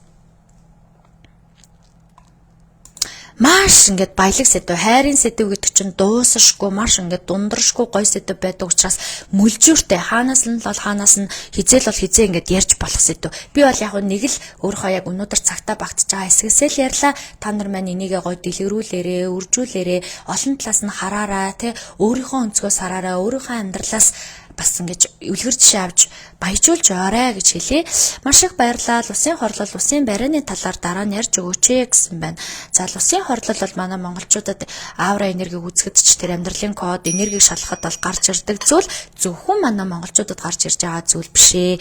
Манай монголчууд л улсын хорлол гэдэг яг тайлбарлаад, сүнслэг талаас нь тайлбарлаад хэлсэн болохоор бид нарт л ингээл болоод байгаа юм шиг болоод байгаа боловч дэлхийн бүх хүмүүст байгаль дэлхий дээр амьдарч байгаа бүх хүмүүст энэ лус гэдэг чинь өөрөө ус, газар шороо, агаар одоо тийм мод бүх зүйл ахгүй байгаль өөрөө тэр чигтэй. Тэгэхээр энэ дэлхий дээр амьдарч байгаа бүхэл хүн төрөлхтний хувьд бол ийм тохиолддог юу вэ гэхээр арьсны шархны өвчтөй, дотор гидс буюу одоо ясгүй те зөөлөн эдийн өвчлөлтэй бүхэл хүмүүс л улсын хоролтоо шилтгаалаад иймэрхүү өвчлүүдийг тусах магадлал нь илүү өндөрсөд явдаг. Гэтэ тэрийг бол яг еврочууд бол те өрний соёл, дорны соёл гэж байгаа. Өрний соёлд бол илүү шинжлэх ухааны талаас нь тайлбарлал явуулж байна. Бид нар монголчууд ч юм уу дорны соёлтой хүмүүс илүү сүнслэг талаас нь тайлбарлал ийм удмын асуудалтай байгаа учраас энэ өвчин туссан байна гэл ингээл онцлол явуулж байна. Бүх юмных нь онш нь нэг. Гэхдээ За ингэсэн байна. Манай хүн үнэхээр болохгүй бас уугаад болдоггүй гэсэн байна.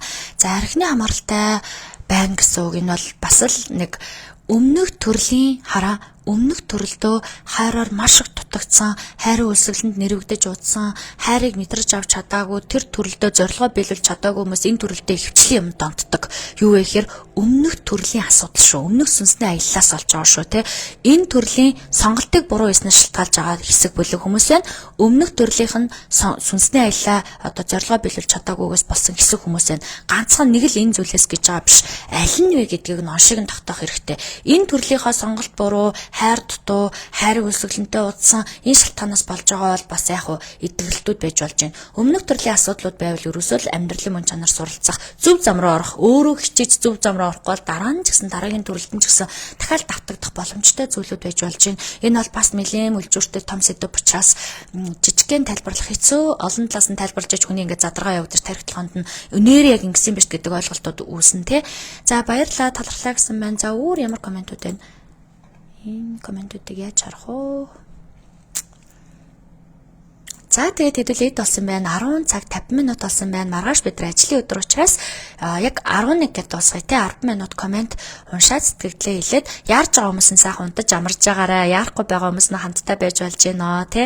За тэгээд 50-ад явуулсан гэсэн байна. Миний түрүүний ярьж байгаа сэдв дээр нөө хайртай хүнээ бас тавьж явуулсан ч хайр гэж ярьж байгаа. Тэрэн дээр хэлсэн коммент байна гэж ойлголоо.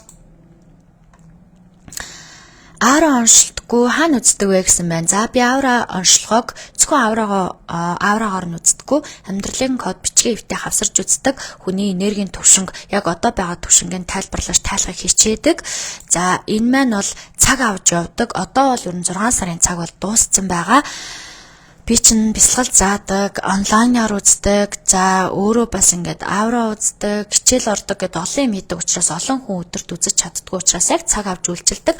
Цаг авсан хүмүүстэй л цагаа зарцуулдаг. Тэгэхээр цаг маань бол жоохон дараалалтай байдаг. Тэгэхээр өнөө маргаашгүй яарж байгаа гэхээс илүү бүр зориод яг энэ хүнд эдэн сард үзүүлж ингэж энерги задлууландаа гэж бодсон хүмүүс маань ер нь 50% цагаа аваад орж ирвэл их зүгээр байдаг. Тэрээс яг би маргааш нэг юм чинь өнөөдөр үзүүлчихье гэдэг тийм одоо зүйл бол байхгүй. Тэгэх юм бол ер нь аавра бол гадар маш олон байгаа. Хин дээр ч очиод үзүүлээд энерги шалгуулж болохоор байгаа шүү, тэ. За багш нэг далийн юм асуучих болох уу? Орой ууж орон гэрээ цэвэрлэж болдгоо гэсэн байна. Яагаад болохгүй гэж, тэ. Би бол орой ууж цэвэрлэдэг штэ. Яагаад гэвэл надад тийм л цаг цав гардаг. Би бол орой л одоо гэрт очивол тий би бол энийг бол гайхаж байна. Болохгүй гэдэг одоо хүн хэлсэн болохоор ингэж асуусан болоо да тий. Миний бодлоор бол нэг тийм мухар сушиг, итгэл үнэмшил бас нэг дагдаг мөрддөг юм гэдэг чинь бас нэг юм хязгаартай байгаа шүү дээ. Орой байна, өглөө байна, цаг цаваа гаргаад хамгийн гол юм нь гэр орноо цэвэрлэж, цэнцгэр сайхан болгож ин гэдэг нь өөрөө маш олон энергийн бохир хийнүүдийг өөрөөсөө гаргаж гэр орондоо цэвэр энергийг өрж байгаа үйлдэл учраас оройчээс өглөөчээс ямар нэгэн байдлаар цаг цав гарч ивэл цэвэрлж яхах нь л чухал гэж би боддог. Багшаа 7 сар шалтгаангүй бясалгалын анги хизээ нэгдэг вэ гэнэ. Заавчлаараа 7 сард би шалтгаангүй бясалгалын анги байхгүй. Яг одоо манай дараа 7 хоногт өглөөний анги эхэлнэ, тэрний дараа 7 хоногт оройн анги эхэлнэ. Тэгэл ерөөсөө 7 сард манай бясалгалын анги хаагдчих байгаа шүү. 7 сард би бясалгал авч чадахгүй.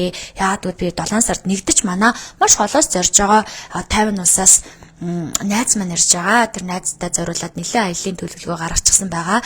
Хоёрдож би 7 сард өөрөө нэг богино хугацаанд гадагшаа явж ирэх ажил байгаа. Гадагшаа явна. За гуравдаж би өөрөө хоёр жоронд очиж ингээд ажиллаар очих шаардлагатай байгаа. Тэрийг хийх учраас би 7 сард бол бясалгалын анги авч чадахгүй. 8 сард бясалгалаа авна. Үзлэгээ хийн. 7 сард бас үзлэг ч гэсэн авч чадахгүй нэ. Тийм учраас одоо энэ 6 сард үзлэгийн цаг авсан хүмүүсээ үзээд 6 сартаа бясалгалынхаа танхим хичээлүүдийг явуулаад 7 сард таагдаад 7 сард бол онлайн үзлэгүүд байж болж байна. Мөн 8 сарынхаа бясалгалуудын танхимыг зарлаад 8 сартаа суух хүмүүсээ бүртгэлээ аваад явж байна. Онлайн хичээлүүдэд бол зарлнаа. Ийм байгаа даа шүү. Төлөвлөхөө гэвэл нэг удаагийн оншоор шууд оншин гарах уу, мэдэгдэх үү гэсэн байна. Мэдэгдэн нэг удаагийн оншоор оншин гарна. Энергийн хэмжээ төвшин тань гарна. Амьдралын код буюу ирээдүйн таны сүнсний ур чадвар гарна. Мөн бичгийн хിവэр далтад нуугдсан асуудлууд гарна. Тэр асуудлуудад яаж арга хэмжээ авах уу гэдэг зөвлөгөөг өгөөд тэгээд таны онцлогоо дуустдаг байгаа. Төсвийн талаар нэг бичлэг хийгээрэй багшаа гэсэн байна. За хийхийг хичээе. Бас сонирхолтой зүйл байж болохоор сонсогдлоо. Багшаа хайрын 5 хэлгээд ном та уншсан байхаа. Өөрийгөө бас хайрын 5 хэлээр хайрлах уу гэсэн байна. За хайрын 5 хэл гэдэг номыг би бүр оюутан байхаас өмнө ч үл уншижсэн. Гэтэ тэр үед нэг тийм гоё тослог тийм хүлээж авч байгаагүй юм билээ. Уншаал мартаал нөө айгүйх номыг хурдан уншдаг байсан. Хурдан уншаал тавьжсэн. Тэрний дараа гэр бүлтэй болсон ань уншижсэн. Гэр бүлтэй болсон ань унсны дараа надад тэр ном хүүе энэ номыг чи одоо тий ийм юм бичсэн байлуу. Би яад ингэж гоё анзаарч унсаагүй болоо гэж бүр бодчихсон. Гэр бүлтэй болоогүй ч ойлгодгүй юм билээ л тий. Гэр бүлтэй болоод яг гэр бүлтэн тэр асуудлууд нь тулгараа тэр хайрын хилүүдийнх нь асуудал нь гэртэн тохиолдоод ирэхээр бүр ингэж гоё уншдаг юм билээ. Тэгэд би гэр бүлтэй болохоос өмнө хүн заавал уншаад гэр бүлтэй босныхаа дараа уншчихвэл зүгээр юм байна гэж бодоод номын клуб уулзалт хийжсэн. Хайрын 5 хэл яг ер нь бол бас нэг өнцгөөс нэг талаас нь гоё тайлбарсан тий. Юу гэхээр хоорондоо би биегээ хайрлах гэхээр болохгүй хүн хүнтэй гэрэлсний дараа хайр алга болчиход байгаа. Яагаад гэрэлтийн дараа хайр алга болоод идэng гингүүд тэр өөрөө номын зохиогч өөрөө хайрын 5 хэл гэж байт юм шүү дээ. Энэ хайрын 5 хэлийнх нь аль нэг нь дутагдчихлаар эсвэл аль нэг хэлээр өөр хэлээр ярилцчихлаар хайр дуусчихдээ юм биш гэдэг сэдвийг гоё гаргаж ирсэн, овжин гаргаж ирсэн. Тэгээд зарим хүмүүс бол би махбодороо ингэж хөрөлцтэй юм байна. Зарим хүмүүс бол ярилцтай юм байна. Зарим хүмүүс бэлэг автай юм байна. Зарим хүмүүс нь хамтдаа байх, бүхэл юмыг хамтдаа л хийгээд хайр нь гоё дүүрэн санагдтай юм байна гэдэг ингээд өөрийнхөө өнцгөөс 5 байдлаар тайлбарсан. Тэгээд тэр 5 үйлдэлүүд нь 5 одоо гаргаж ирсэн тэр номын зохиогчийн сэдлүүд нь бол бүгдөө л бас амьдрал байдаг зөв сэдлүүд. Одоо ингээд сүнслэг талаас нь бодоод үзэхээр одоо бид нар сүнсэн бие хайрлах, махан бие хайрлах, за мөн мэдрэмжийн бие, тархин бие хайрлах гэдэг энэ 3 хайрын мэдрэмжийг бид нар хүмүүсээс л авах гэдэг байсан байгаа аахгүй юу? Одоо жишээ нь хэд би гэр бүлээсээ бол сүнсний хувьд бол тий гоё ингээд намайг мэдэрдэг, ойлгодог байхыг хүсдэг байсан юм байна. Тархины хувьд бол ярилцаад ойлголцдог байхыг хүсдэг байсан юм байна. Махан биений хувьд бол дүнсээд наалдаад ч юм уу те инхийг хүсдэг байсан юм байна. Ингээд энэ 3-ыг л тэр 5 янзаар хуваагаал хайрын 5 хэлгээл задлж бичсэн ном юм байна гэж би ойлгоод байгаа. Гэтэ ер нь бол хүмүүс уншаад тэндээс өөрхөн санаа сэтлээ аваад өөрийнхөө гарц гаргалгааг дэлгэрүүлээд явбал их зүгээр гэж би боддог. Нэг хэсэг би айгүй хүмүүст санал болгож ирсэн. Гэр бүл 2 хүн орж ирээд ингээд асуудалтай байвал за та хоёр маань хамтдаа хайрын 5 хэл гэдэг номыг уншичаарай. Тэгээ уншаад хоорондоо нэг нэгнийхээ хайр хэлийг ярилцаарай. Хин хинийхээ хайр хэлийг олоорой гэж бас зөвлөдөг байсан 2 жилийн өмнө. Бас өөрхөн бас нэг тухайн үедээ нэг тийм бүр гарц гаргалгаагүй явж яснаас бас хайрын 5 хэлтэйгээ ажиллаа явж байхад бас тодорхой хэмжээний гарц гаргалгаа гэж би бол боддгоо. За таныг сонсоод тайвшраад сэргээд ирдэг шүү. Баярлаа гэсэн байна. Маш их баярлаа.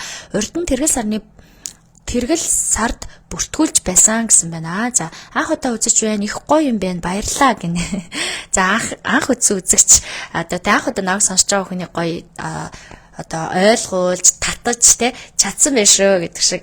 Ерөнхийдөө манай миний намтай болог пэйжүүс энэ сүнслэг мэдлэгийн өрөө маань өөрөө ихэвчлэн намайг сонсоод дагаад мэддэг болцсон хүмүүсийн бараг тойрог болсон гэх юм уу. Одоо юу гэхээр ихэвчлэн намайг ингээд лайв маань сонсдог, бичлэгүүдийг юм үздэг, надад аавраа онцлогоонд орчихсон, эсвэл бяцлагад суучихсан, эсвэл ямар нэгэн байдлаар онлайн групп байдаг ч юм уу, ийм хүмүүс хвчлэн байдаг учраас намайг аягүй сайн ойлгодог болсон. Шинэ хүмүүс бол одоо лайваар маань бичлэгүүдээр маань ингээд шинэ хүмүүсээс орж ирж үзэж сонирхдаг. Хөдөө ажил руугаа явж ирээд үзүүлж болох уу? Маргааш хөдөө ажил руугаа явах юм аа гэсэн байна. За тэр үзлийн цагийг бол би ястаа мэдэхгүй шүү тий. Одоо би ч үзлийн цагаа өөрөө өгдөг, манай туслах өгдөг. За тэгэхээр манай тусал маань ингээд харж байгаа танд энэ сул цаг байгаа юм байна гэдээ өгчдөг болохоор би үзлийн цагаа өөрөө ч мэддэггүй. Би яг тэр цагта та тэдэн цагт үзлэгтэй учраас тэдэн цагт ирсэн байна гэж хэлэнгүүт нь тэр цагт нь ирсэн хүний үзэхэд бэлэн болоод байж байгаа.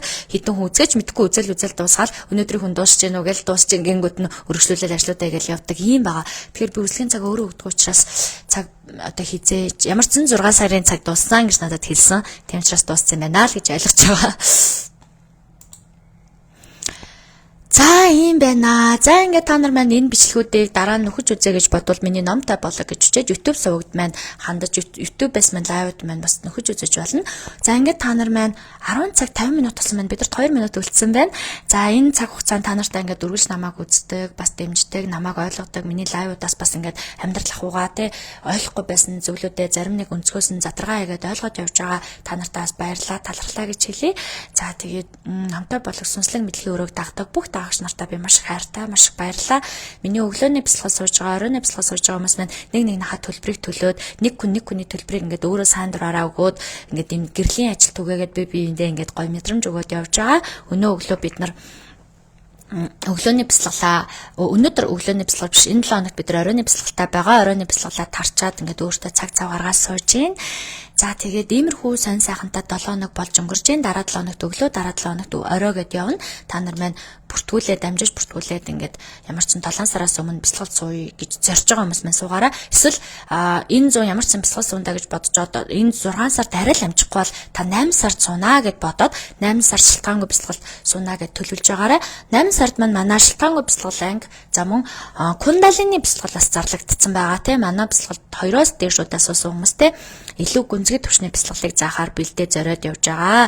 Тэгэхээр 8 сард кундалины бясалгалаар буюу шилтгаангүй бясалгалын танхим ангиудаар уулзцаая. Ингээд сайхан амарцгаагаараа өнөөдөр юм одоо бүх юм ингээд сайхан задлаад ярихаас илүү өөрийнхөө санаж байгаа, мэдэрч байгаа хэсгээс яриад явчлаа. Энэ сэдвүүдээр бас нэмэлт яригдах зүйлүүд байвал бас өөр лайвуудаар яригдах болно. Гэтэ сайн надад нэг лусын талаар ярьж өгөөч гэсэн санал орж ирлээ. Энийг сайхан бичиж тэмдэглэж авч байгаа. Завтай үедээ ярихыг хичээе. За дээрэс нь би нөө Чингис хааны энергийн задаргааны талаар ярина гэд амласан байсан. Тэр 7 хоногт айгүй гинтэй ажлууд гарч ирээд амлсандаа хүрч чадаагүй явж байгаа. Гэхдээ ер нь бол Чингис хааны амьдралын талаар юм сүнслэг талаас нь энергийн задаргаа орох нь бол угаасаа миний үүрэг гэж би бодож байгаа. Миний бас ингээд юунд бол сүнслэг ертөнцийг судалдаг, юунд бол далд тохомсрыг судалдаг, юунд бол тийм сүнслэг ажил хийгээ сүнслэг мэдлэгийг өөрөө одоо ажилуулан явж байгаа юм билээ. Тийм учраас Чингис хааны амьдралын сүнслэг задаргааг ярьж өгөх нь бол би өөрөө хувьдаа өөрөө миний үүрэг гэж бодож байгаа учраас тэр одоо лайва бас орноо. Яг гоё ингээд яг бүх юм бүрэлдээд нэг юм цаанаас ормоор санагддаг шүү дээ. Яг тэр үедээ л орё гэж бодож чинь тэгэхгүй яг өөрийгөө хүчлээд орчхоор бас дутуу ч юм уу одоо дутуу болчих магадгүй. Өнгөрсөн 7 хоногудад бол жоохон зам мата ажил ихтэй байсан би бүр маш их ядарсан. Бүр ядраанаас болоод ингээ нүүрэн дээр юм гараад нүүр мөр инээдтэй царайтай болцсон байсан. Одооноос ингээд ядраа гараад арай гайгүй болж байна. Нойр жоохон дутуу явсан. Яад гэвэл маш их ингээд гоё санаанууд төрөө тэр санаануудаас олоод шүнжэнгөө ингээд ажиллаад хагас өдөр би ажил дээрээ гэрлүүг харихгүй ажил дээрээ хоноод шүнжэнгөө юм хийцэн. Тэгээ хийцэн ч арай маш их ядарсан. Тэгээ ядарснаас болоод нэг өдөр нойргоо хансан чинь нүүр мөрөн дээр шууд юм гараад жоохон ядралт мэдрэгдэжээ. Тэгээд нэг өчигдөр уучраас бясалгалаа анги эхлээд бясалгалаа хийгээд айгу гоё боллоо. Одооноос л гайгүй байгаа. За тэгээд ер нь бол ийм сонь сайхантай байна. Тэгээ сайхан амарцгаагаараа хэдүүлээ маргааш уг нь нэг лайв хийх төлөвлөгөөтэй байгаа. Гэхдээ яг амлаж чадахгүй би амлахаараас чадахгүй гэж магадгүй байгаа учраас ямар ч байсан маргааш та нар минь номтой болог өрөөгөө шалгаатай лайв хийж гин үү яаж ингэ шалгаж байгаарай.